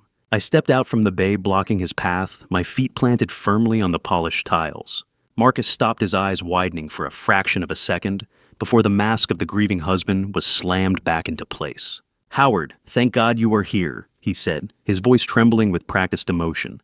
"I got the call from the hospital. How is she? What happened?" I did not answer right away. I let the clinical hum of the overhead lights fill the space between us. I had spent 40 years checking for the points where bridges fail, and right now, Marcus Redmond was a structure under immense pressure, one I was about to collapse with a single calculated strike. "I have legal authority," Howard Marcus snapped when I didn't move. "She is my wife. I have a power of attorney she signed yesterday. Now, get out of my way so I can see her." He tried to brush past me, but I didn't budge. It was a power reversal he hadn't prepared for. I leaned in, my face inches from his, the sharp taste of adrenaline filling my mouth. "You are too late, Marcus. I already spoke with the hospital administrator. Based on the toxicology report, the one showing a massive dose of Daniel's heart medication in her system, they have placed Emily on a medical hold. Based on the toxicology report showing a massive dose of Daniel's heart medication in her system, the hospital has placed Emily on a medical hold. Agent Morrison has also obtained an emergency court order, suspending your power of attorney pending investigation. You no longer have any legal authority over her care." I watched the color drain from his face, the gray pallor of the lights matching his complexion. "She is your payout, Marcus. And I have already sent the invoices and the emails we reconstructed to the FBI. You are not a husband anymore. You are a fugitive who just has not started running yet." The mask didn't just slip. It shattered on the floor along with those funeral lilies. Marcus stood there, his hands empty, his fingers twitching, as if he wanted to reach for my throat. The predatory snarl that replaced his concern was a structural revelation, the raw steel of his malice finally exposed. "You think you are so smart, don't you, old man?" he hissed, his voice dropping into a low register. "You think you can just step in and take what is mine?" I produced a printed screenshot from my pocket, the life insurance policy with the double indemnity clause. I held it up so he could see the numbers, the hard evidence of his appraisal of my daughter's life. "I know about Plan E, Marcus. I know about the brake lines on Cooper Hill. I know about the 7 women who came before her." Marcus physically stumbled back, his boots scuffing against the linoleum. The clinical lights seemed to pulse with the intensity of his rage. I did not wait for him to recover. I raised my hand and signaled to the security guard standing near the nurse's station. "This man drugged my daughter," I said, my voice carrying through the hallway. "He is a danger to the patients in this ward." Seeing the net closing, Marcus did not wait for the guard. He turned on his heel, his expensive shoes clicking a frantic rhythm as he retreated toward the elevators. "This isn't over, old man," he yelled back, his face contorted in homicidal rage. "You don't know who you are messing with." I watched him go, the heavy hospital doors swinging shut. "I know exactly who you are, Marcus," I whispered to the empty air. You are the failure I am finally removing from the structure. How many times does a man have to threaten your life before you stop treating him like a human being and start treating him like a target? I felt the hard edge of the hospital's security badge in my pocket, a reminder that for the next few hours I had won the legal battle, but the war was shifting into a new phase. I turned and walked toward the exit, my heart still drumbeating a steady cadence. I had to find Tom. We were no longer just observers. We were the next obstacles to be cleared from Marcus's path. I returned to the surveillance van, parked in the shadows, the air inside smelling of stale coffee. Tom was hunched over the monitors, his face illuminated by the blue flicker. He did not look up when I climbed in. "Howard, listen to this," he said, his voice tight. He hit a key and a recording began to play. It was a burner phone call intercepted from the elevator minutes ago. I heard Marcus's voice sharp and breathless. "Travis, the old man knows. The FBI is a certainty now. We have to pivot. Eliminate the secondary obstacle tonight. I want a heart incident. He is old Travis, a little digitalis and his tea afall in the kitchen. Make it look like the stress of his daughter's accident was too much for his heart." The recording hissed with a static that sounded like a snake coiled in the grass of my own home. My breath hitched. The clinical cruelty of the order was a metaphor for his entire existence. Everything was a project to be managed, even murder. I felt a cold chill. The exit twist was a structural blow I had not seen coming. Tom pointed to a secondary monitor, a map showing a blinking red dot. "That is Travis Coleman's phone, Howard. He is already parked in your apartment complex in Maplewood. He is waiting for you to go home." My apartment was no longer a sanctuary. It was a kill box. Tom gripped the steering wheel, his knuckles white. "We cannot go back to Maplewood, Howard. Travis is already inside your building. We have to disappear, and we have to do it right now." I looked back at the hospital, where Emily was finally safe behind locked doors and medical holds, and then at the dark road ahead. The sound of the van's engine turning over was a mechanical growl of defiance. The screech of tires as Tom pulls the van out of the parking structure echoed like a scream in the midnight air. The tires of the surveillance van screamed against the wet pavement as we fled the hospital's sterile safety, leaving behind the only life my daughter knew for a midnight highway that felt like a road to nowhere. I sat in the back, my boots braced against the metal floorboards, holding Emily's hand as she drifted in and out of a medicated stupor. The smell of burning rubber and cold rain seeped through the door seals, mixing with the sharp clinical scent of the hospital tape still stuck to her arm. Tom Crawford was hunched over the wheel, his knuckles white in the dim green glow of the dashboard. He was driving with a controlled mechanical aggression that I recognized from our days on the bridge cruise, the kind of focus you need when the structure is failing and every second counts. I looked out the back window, watching the city lights dissolve into the pitch-black shadows of the New Jersey state forests. Every pair of headlights that appeared behind us felt like a sniper's scope locking onto my spine. I knew Travis Coleman was out there moving with the same predatory intent Marcus had whispered over the burner phone. I discovered something then that made my stomach turn. Marcus hadn't just stolen Emily's money. He had been using my own identity and social security number to co-sign his offshore gambling debts. If he disappeared or died, the syndicate wouldn't just go after Emily. They would come for my meager pension, the only pittance I had left to support her. We tore through the night, the engine's roar, a constant vibrating reminder of our vulnerability. I kept checking Emily's pulse, my fingers finding the steady thrum in her wrist that Marcus had tried so hard to silence. "Keep her head level," Howard Tom barked over his shoulder. "If those pills haven't fully processed, we need her breathing clear. I'm not letting her go." "Tom," I rasped, my voice sounding like grinding stone. "Not for all the insurance money in the world." A single pair of headlights appeared in the rear view. My heart stopped. I watched them crawl closer, the glare reflecting off the van's polished interior. I gripped my heavy flashlight ready for the impact, but then the lights slowed and turned off into a side road. The relief was a physical ache. Tom was on a secure line with Agent Sarah Morrison, briefing the FBI on the heart incident threat. The federal net was supposed to be closing, but out here in the dark between the towering pines and the empty asphalt, we were the only law that mattered. Around 2 a.m, we reached a secluded cabin deep in the woods of northern New Jersey, a place where the air was so cold it bit into my lungs. Rick, a 55-year-old former tactical officer with silver-shot hair and a face that seemed perpetually carved from cold Atlantic salt, stood in the doorway of the cabin like a lighthouse guard waiting for a storm. He didn't waste time with greetings. "No phones, no lights, no exceptions," Rick stated, his voice a gravelly command as he chambered around in his shotgun. "If they found you at the hospital, they have a tail or a tracker." I carried Emily's weak, limp body inside the smell of pine needles and damp earth clinging to us. I tucked her into a small bedroom in the back, covering her with a heavy wool blanket that smelled of wood smoke. When I returned to the kitchen, the blackout protocol was already in effect.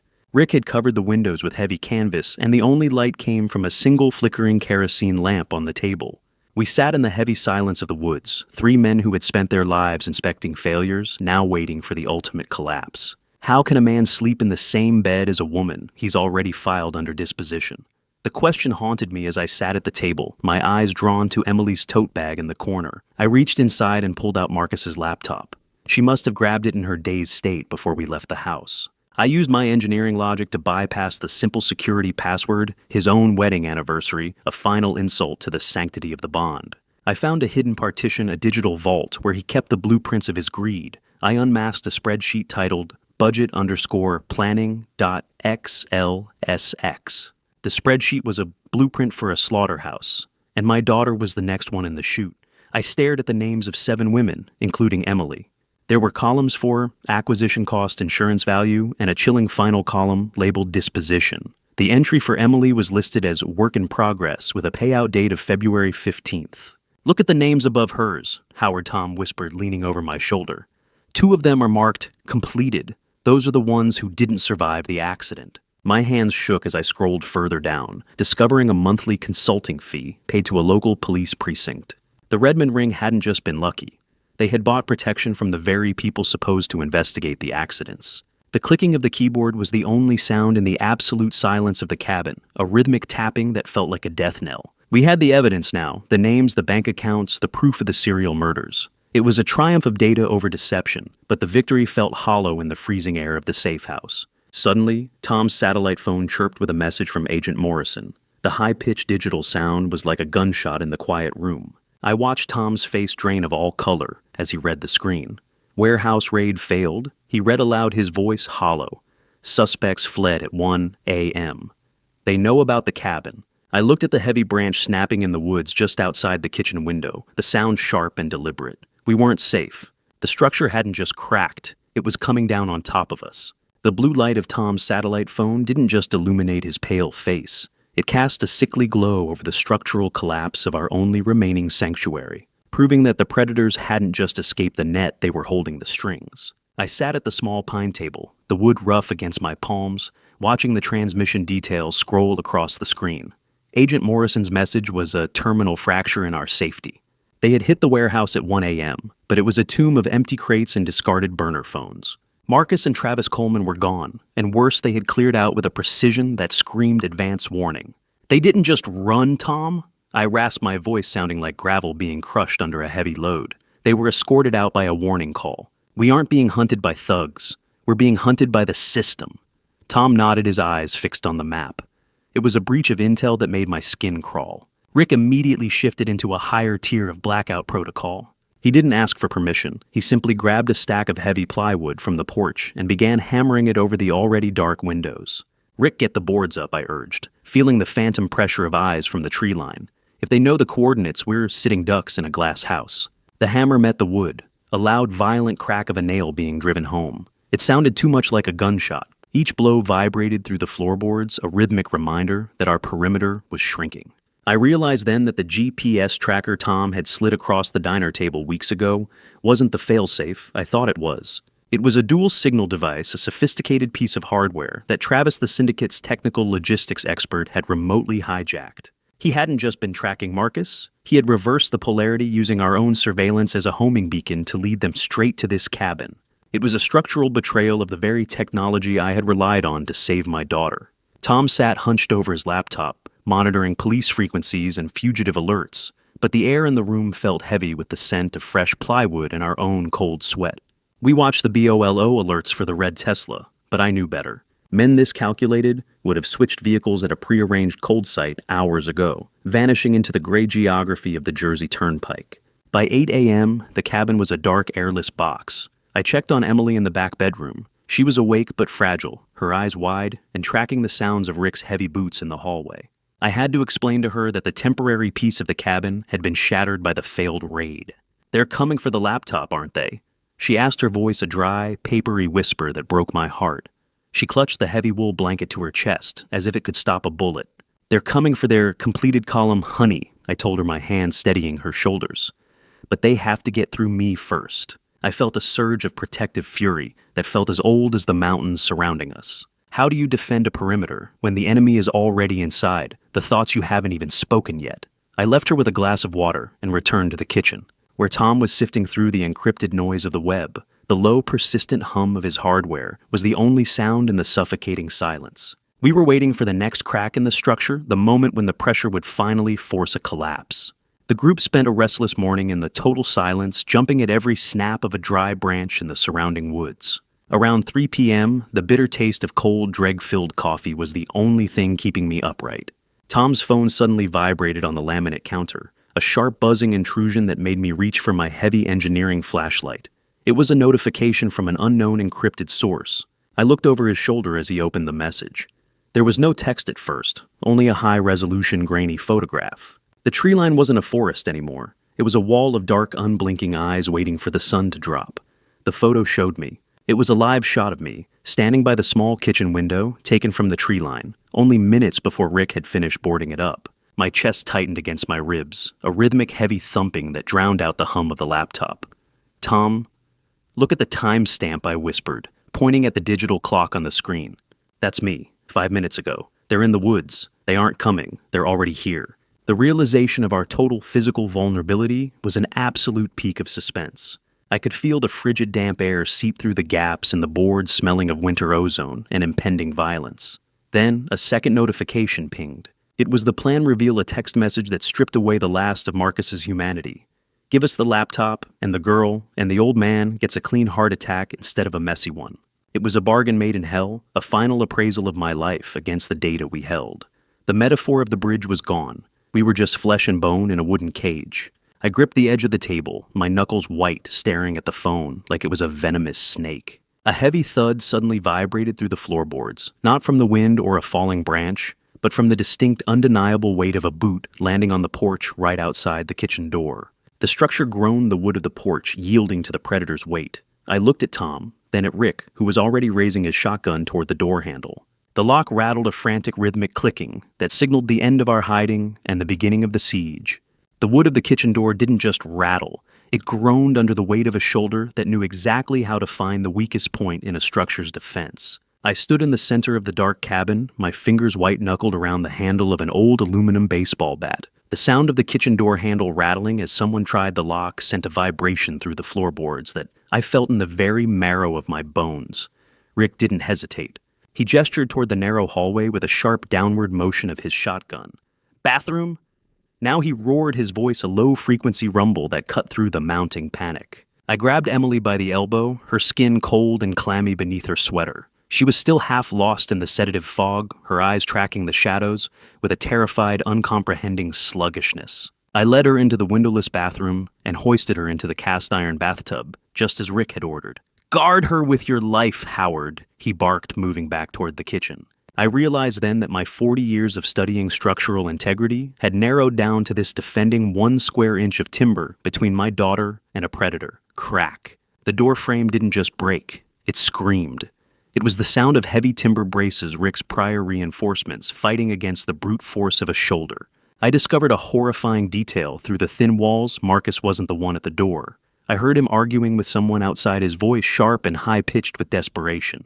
It was Travis Coleman, 38, who burst through the fractured wood like a parasite entering a fresh host. His slick designer suit now stained with the mud of the forest he had used to track us. Travis was the one doing the heavy lifting, and I realized Marcus was merely the vessel used to pay off Travis's own syndicate debts.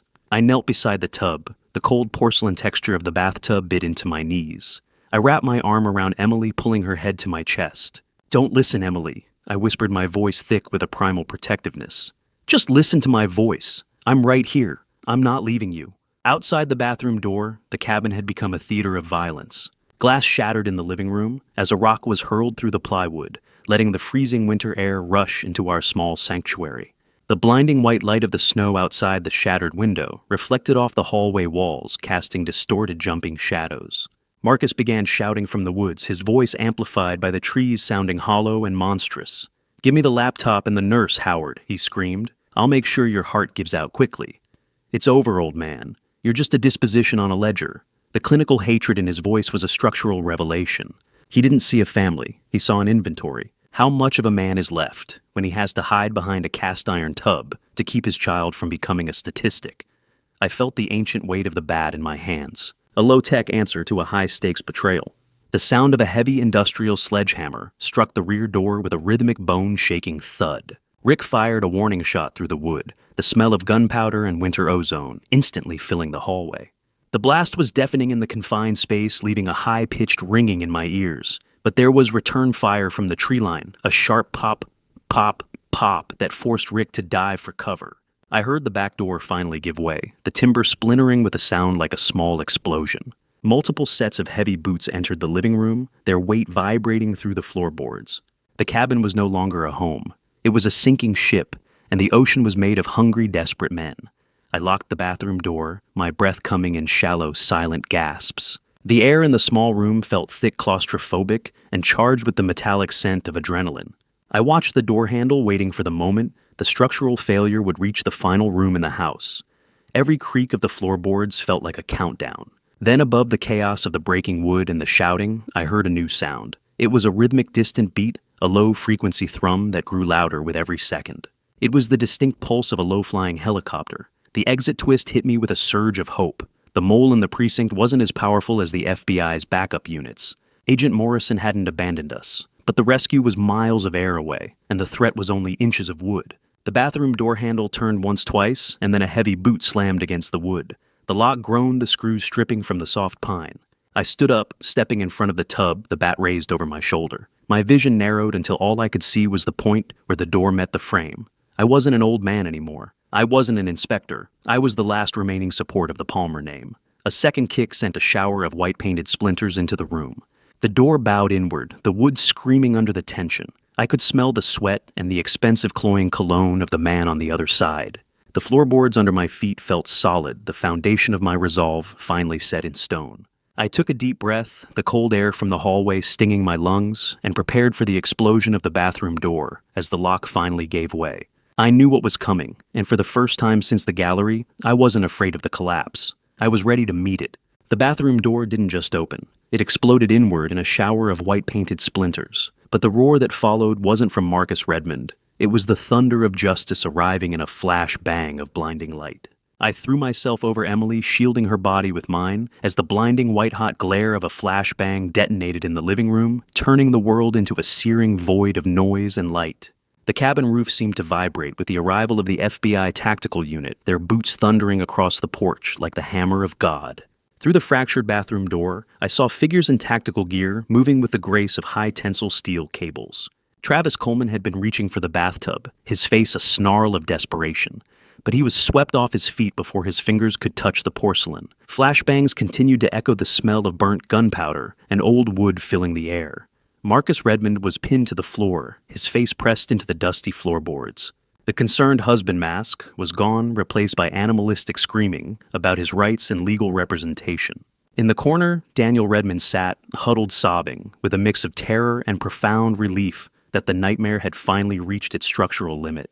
As the FBI agents prepared to transport the prisoners, an officer helped Daniel to his feet. The old man's legs trembled, barely able to support his weight. As he was guided past me toward the door, Daniel stopped. His watery eyes met mine, and for a moment, the hardened shell of the co-conspirator cracked completely. "Ah, Howard!" He whispered, his voice barely audible over the radio chatter. "I'm so sorry. He said he'd hurt my granddaughter Julia. She's only 8, my daughter's child from my first marriage. He said if I didn't help, they'd find her." His hand reached out trembling, as if seeking absolution I wasn't sure I could give. "I was weak. I should have come to you. I should have protected Emily instead of—" His voice broke. Before I could respond, Marcus's voice exploded from where he lay pinned. "Shut your mouth, old man. Don't you dare say another—" An agent pressed Marcus's face harder into the floor, cutting off the tirade. I looked back at Daniel and saw not a criminal mastermind, but a broken man who had been weaponized by his own son. The agent gently pulled Daniel toward the door. As he disappeared into the cold January air, I understood the Redmond family had 2 victims, not one villain and one accomplice. Marcus had destroyed them both. I discovered a final jagged truth. As the agents moved in, Travis Coleman had actually taken out a life insurance policy on Marcus as well, intending to kill his partner and frame my heart incident on him once the job was done. The betrayal was circular, a snake eating its own tail. "It is over, Marcus," I whispered, though my voice was drowned out by the metallic heavy weight of handcuffs clicking shut. The structural integrity of your lie just hit zero. Silence. Then the sirens. The most beautiful sound I've ever heard. Agent Sarah Morrison, 44, stepped into the cabin with the crisp, no-nonsense authority of a woman who had spent half her life untangling the webs of men who thought they were smarter than the law. She looked at me, then at Emily, and gave a single firm nod. "We've got them, Mr. Palmer. We've got all of them." Weeks later, the violence of that afternoon had faded into the dry, rough texture of the auditor's paper reports. I sat with Emily and a federal auditor in a quiet office, the walls lined with the cold weight of legal binders. We began the somber process of the financial autopsy. They discovered that while the FBI recovered some assets from Marcus's luxury rentals, the total theft from Emily stood at $47,000. $15,000 was already laundered through offshore gambling sites, vanishing into the digital ether. Emily leaned forward, her eyes scanning the columns of numbers. Travis didn't just steal the cash. He had used her social security number to open 15 different credit lines. He had been murdering her financial future before her car ever reached the hill. How do you put a price on the moment you realize your name has been sold to strangers in the dark? $15,000 is gone, Emily, I said, reaching across the table to squeeze her hand. But we can rebuild the credit. It is just paper.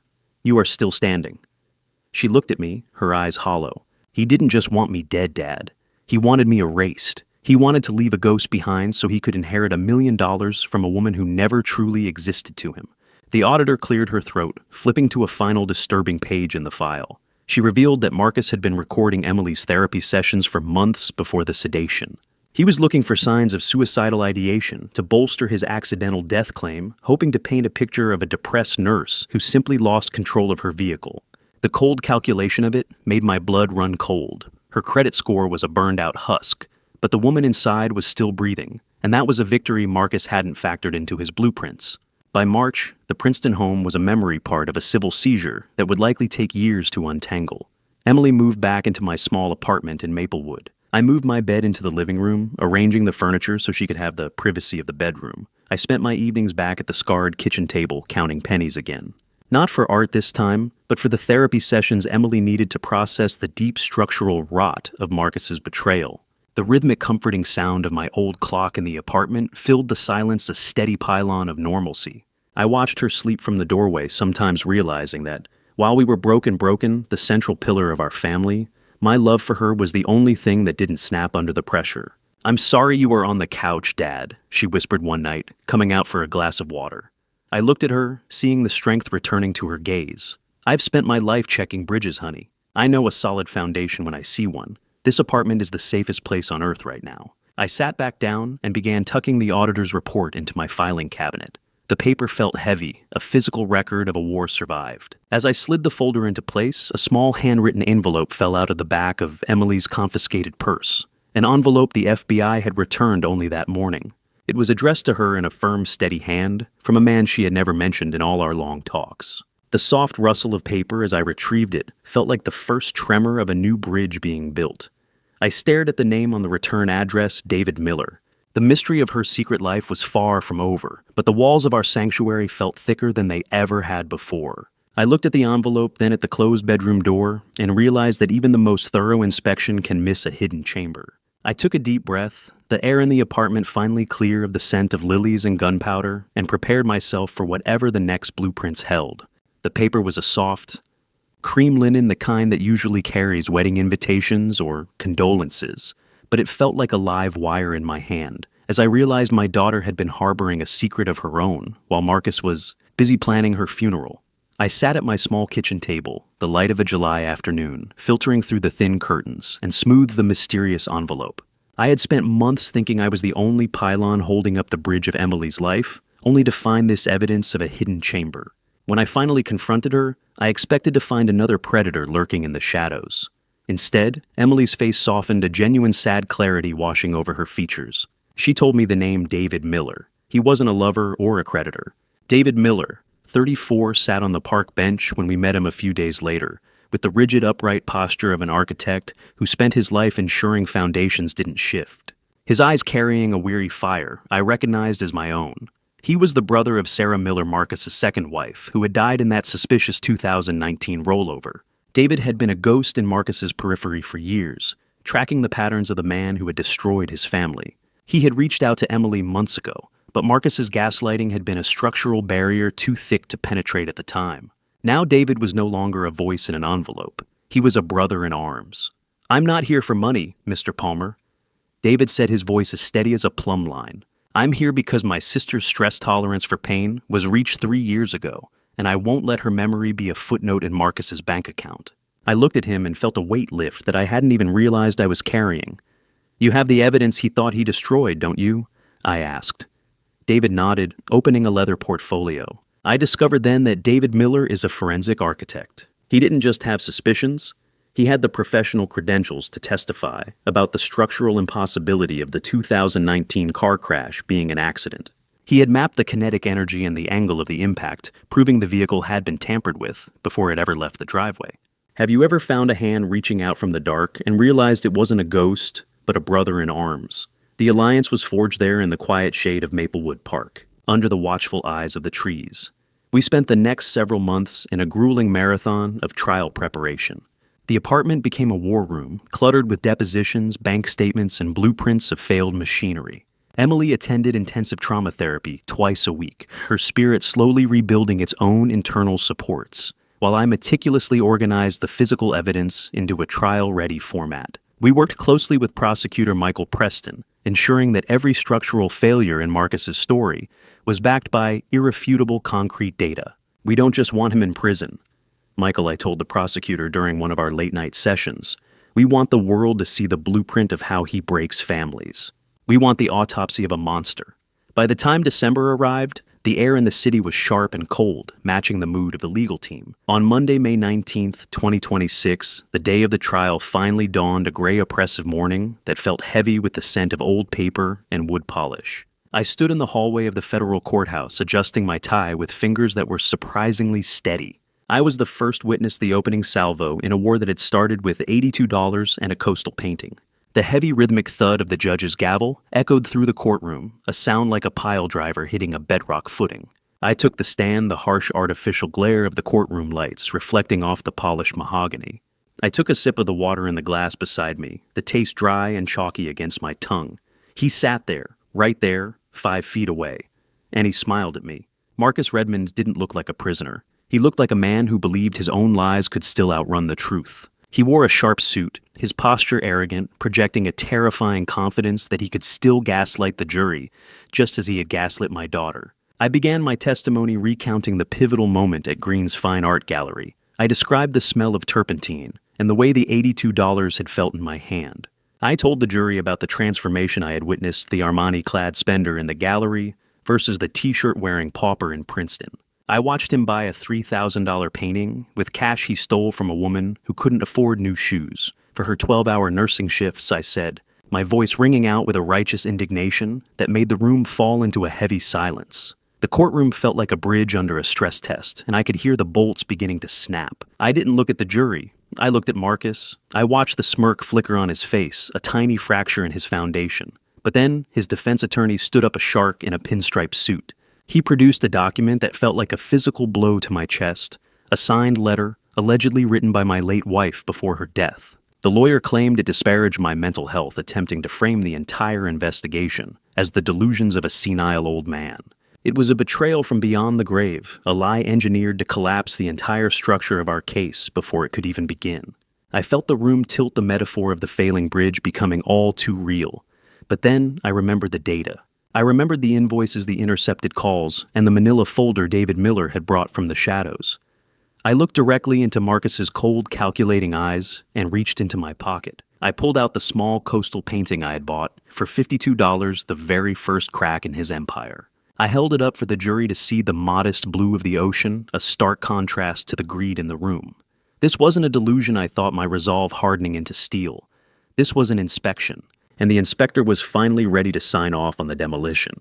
The defense attorney didn't just walk toward the witness stand. He circled it like a shark sensing a leak in the hull. But I knew my daughter wasn't the prey anymore. She was the iceberg that would finally sink him. I sat in the front row of the gallery, my back straight, watching the man who had tried to discredit me, with a forged letter from my late wife. It was a pathetic attempt at structural sabotage. During the cross-examination, I had calmly pointed out that the ink used in that letter wasn't even manufactured until 3 years after her death, a detail I knew because of my professional history with chemical finishes and material forensics. The attorney had stammered, his foundation crumbling before the jury's eyes. Now it was Emily's turn to provide the load-bearing testimony. She took the stand with a clinical, steady voice that made me swell with a painful sort of pride. She was no longer the exhausted nurse I had rescued from a Princeton basement. She was a witness to her own attempted execution. Emily described the vitamins Marcus had forced upon her with a terrifying clarity. She spoke about the cold realization that her entire marriage had been a long-term project aimed at her disposition. She didn't just offer emotional pleas, she produced her oncology nursing logs, cross-referencing her periods of extreme exhaustion with the exact timestamps Marcus was using her identity to transfer funds into his gambling shell accounts. I spent my life fighting for children's survival, while the man I loved was calculating the insurance value of my death, she said, her voice echoing in the dry, stale air of the courtroom. Your Honor, he didn't just sedate me, he tried to erase me. I watched Marcus at the defense table. His smirk didn't waver at first, but I could see the twitch in his jaw, the subtle vibration of a structure reaching its yield point. He didn't blink. Not once. Even as the foreman read the word guilty for the 7th time during the later victim testimony, his eyes remained fixed on her with a predatory stillness that made my blood run cold. The prosecution didn't stop with Emily. Over the next week, they called the families of the other 6 victims. David Miller took the stand, his posture rigid and his testimony absolute. As a forensic architect, he provided the engineering proof that his sister's car's brake lines had been cut, with the same surgical precision described in the Plan E emails we had reconstructed. He showed diagrams of the kinetic failure, proving the collapse was intentional. The courtroom air turned frigid as the cumulative weight of Marcus's history was laid bare. How many lives do you have to steal before you forget the sound of your own real name? I wondered, watching Marcus. The jury sat in a silence so heavy it felt physical, absorbing the litany of losses that had funded a red Tesla and an Armani lifestyle. By the time the families finished speaking, the defense was nothing more than a pile of splinters. Marcus's confidence was finally beginning to look like what it actually was, a hollow shell. After 36 hours of deliberation, the jury returned. The high-pitched ringing in my ears was so loud, it drowned out the hum of the air conditioning. I gripped Emily's hand, her fingers cold but steady. The foreman stood up and read the verdict. Guilty on all counts: first-degree murder, attempted murder, and grand larceny. The gavel fell like a demolition ball, finally leveling the house of cards Marcus had built. The judge didn't hold back, her voice ringing with a fierce moral authority. Marcus Redmond, you are a predator who used the sanctity of marriage as a killing field. You will never see the light of day again. She sentenced him to life without parole. When it came time for Daniel Redmond's sentencing, the atmosphere in the courtroom shifted. Daniel had sat through the entire trial in near complete silence, his hands folded, his eyes fixed on the floor. He never looked at Marcus. He never looked at Emily or me. When the judge asked if he had anything to say before sentencing, his public defender stood and whispered urgently in his ear, likely advising silence. But Daniel slowly shook his head. He rose to his feet, his movement stiff and aged beyond his 62 years, and faced the judge directly. Your Honor. He began, his voice a thin, papery rasp that barely carried past the first row. I plead guilty to all charges. I don't ask for mercy. I don't deserve it. He paused, swallowing hard. 5 years ago, my son discovered I had gambling debts, $200,000, to people who don't forgive debt. Marcus told me he had a way to solve it, but I needed to help him. When I refused, he showed me photos of my granddaughter, Julia, 8 years old, my daughter's child from my first marriage, who lives 2 states away. He said if I didn't cooperate, he would make sure his business partners knew where to find her. Daniel's voice cracked, and he gripped the edge of the defendant's table to steady himself. I was a coward. I watched my son destroy 7 families, including Emily Palmer's, and I said nothing. I played the dying man. I provided pills to sedate her. I stood by while he planned her death. He turned slightly, finally meeting my eyes across the courtroom. Mr. Palmer, I should have come to you the day I realized what Marcus was planning. Instead, I chose my granddaughter's safety over your daughter's life. That makes me guilty of everything the prosecution has charged. I will carry that shame to my grave.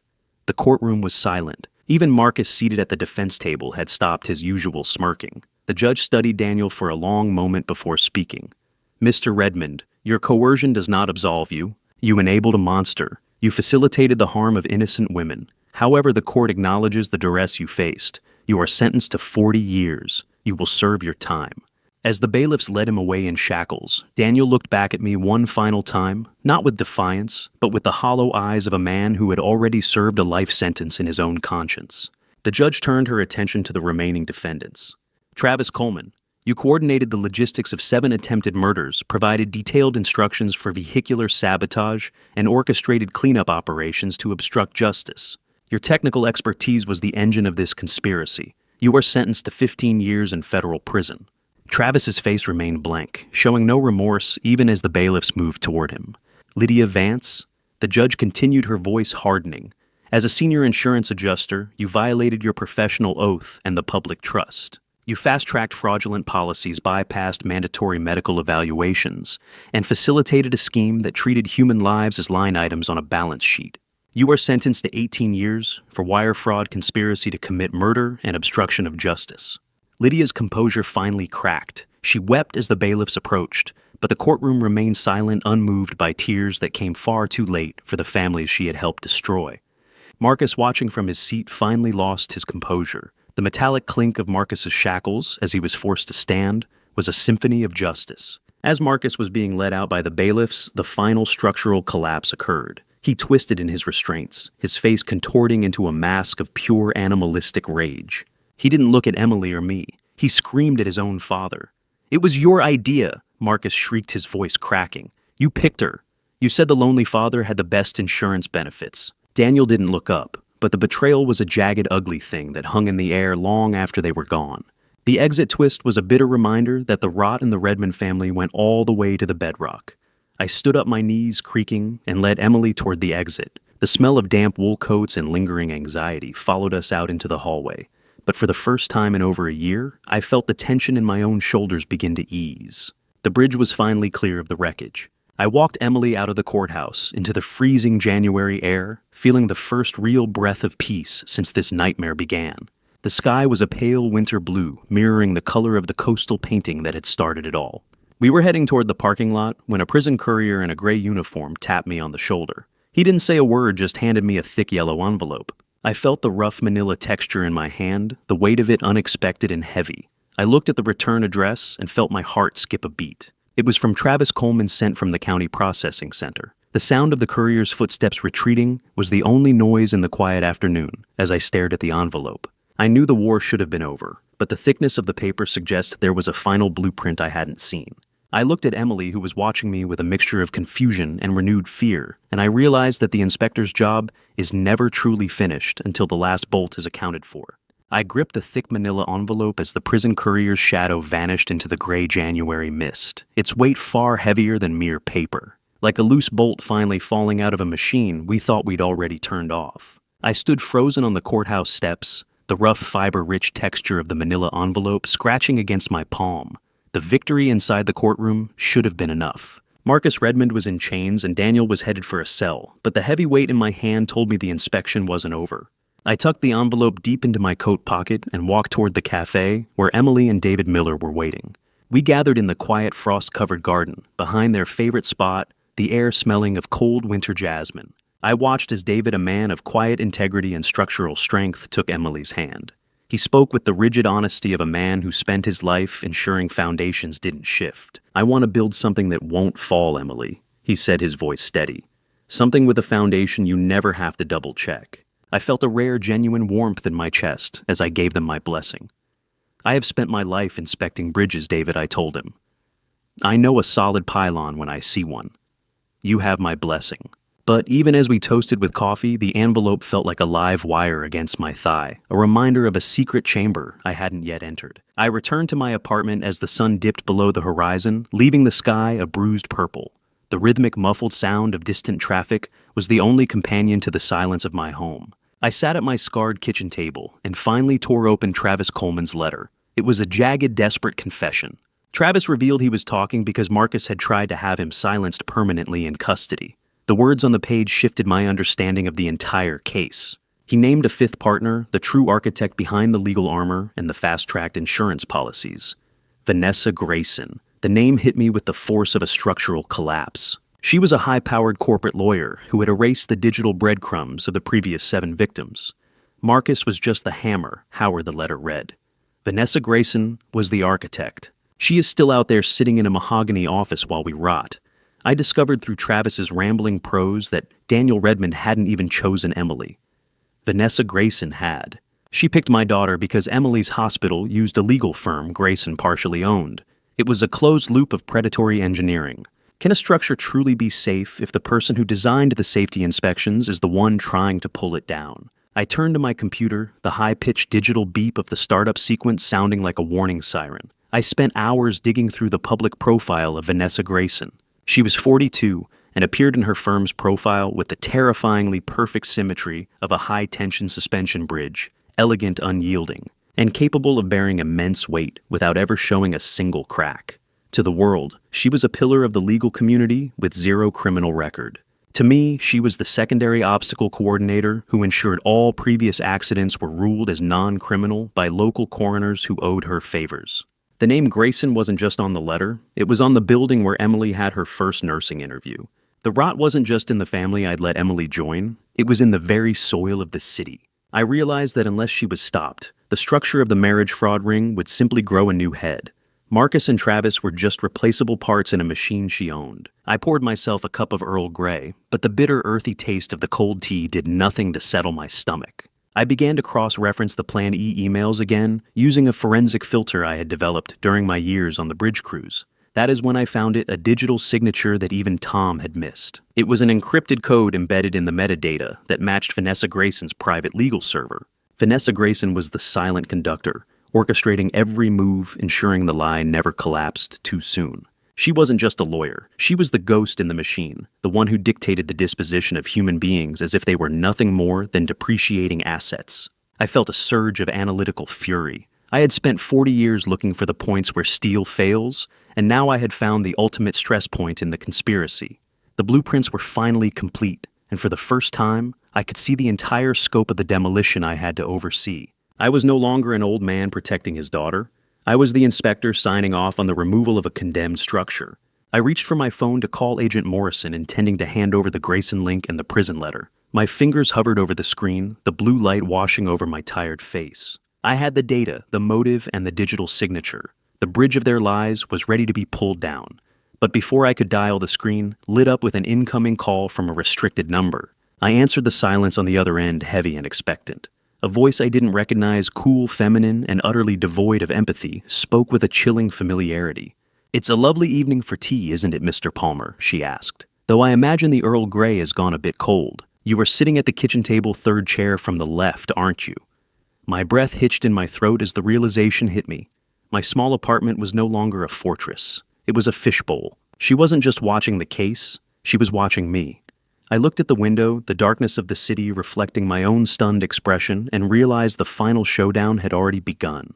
I stared at the cooling Earl Grey, the steam rising like a ghostly warning, while the voice of a million-dollar lawyer whispered through the speaker that she had already calculated the exact force required to snap the remaining cables of my life. The chilling realization that my small apartment was no longer a fortress, but a fishbowl settled over me with a weight that would have crushed a younger man.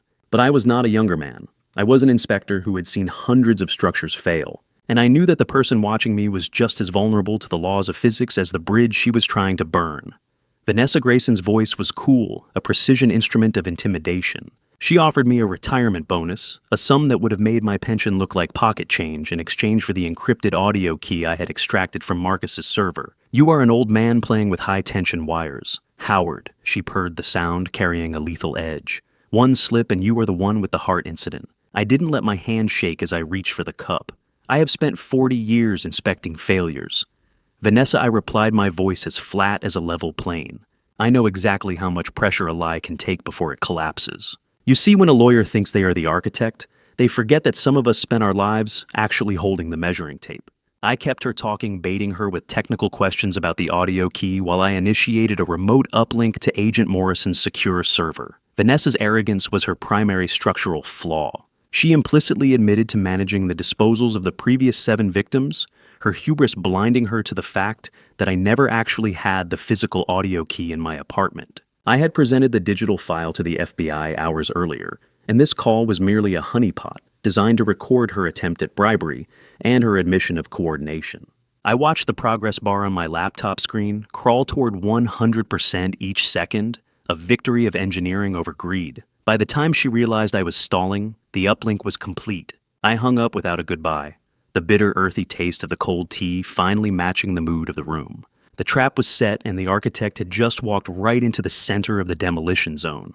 10 days later, I watched from a parked car across the street as the FBI executed a coordinated arrest at Grayson and Associates. The high-stakes board meeting was in full swing when Agent Sarah Morrison led her team through the glass doors of the corporate headquarters.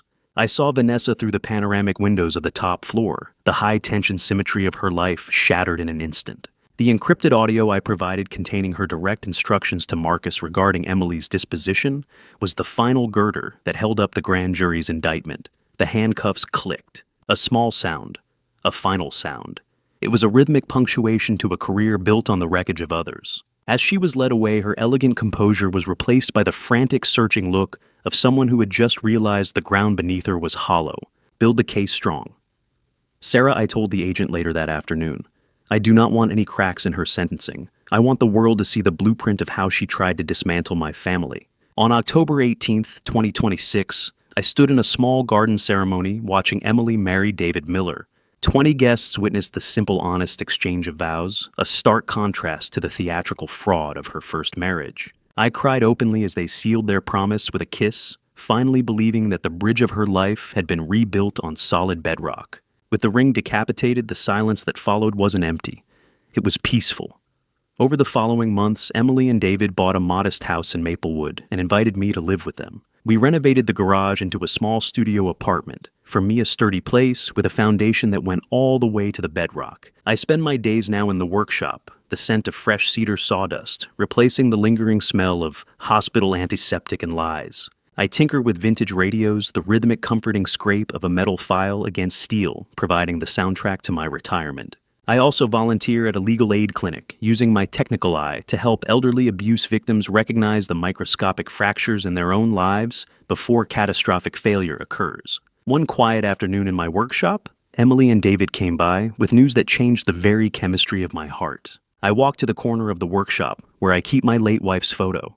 I whispered to her that our daughter was finally safe, that the bridge we had built together had held firm against the storm. The workshop was quiet, the smell of sawdust and old oil replacing the ghosts of the past. I discovered one final detail during the move, a secondary secret trust my wife had set up for Emily years ago. Marcus had never found it. Even with the financial loss he had caused, Emily's long-term future had always been structurally sound. My wife had been an inspector in her own right, ensuring the load-bearing pillars of our daughter's life were reinforced from the start. I felt a profound sense of closure. The last bolt of the project finally tightened. I picked up a weathered piece of steel and began to polish it, watching my reflection in the metal, no longer a victim of time or greed, but a builder who had finally fixed the most important bridge of all. The warm golden light of the late afternoon sun filled the room, and I picked up my tools to start a new project. The foundation was solid. That is all a father can ever ask for. As I sit here in my small workshop, the smell of cedar sawdust finally replacing the scent of betrayal, I realize the cost of my early silence. I nearly let my daughter become a statistic because I assumed the foundation of her marriage was sound. Don't be like me. Don't wait for the bridge to creak before you check the bolts. This family revenge story is a testament to the fact that vigilance is the highest form of love. I believe God placed me in that gallery that day to be the pylon that held firm when the world tried to pull my daughter down. Looking back at the grandpa stories I've shared, I now understand that a man's true legacy isn't what he builds, but what he protects. Marcus saw people as assets to be liquidated, but I know that some structures are sacred. Every family revenge story needs an inspector who isn't afraid to look into the dark. My personal conviction is that evil only succeeds when we refuse to believe it exists in our own living rooms. These grandpa stories aren't just for entertainment. They are blueprints for survival. If you feel a tremor in your own life, don't ignore it. Inspect the heart of the matter before the collapse.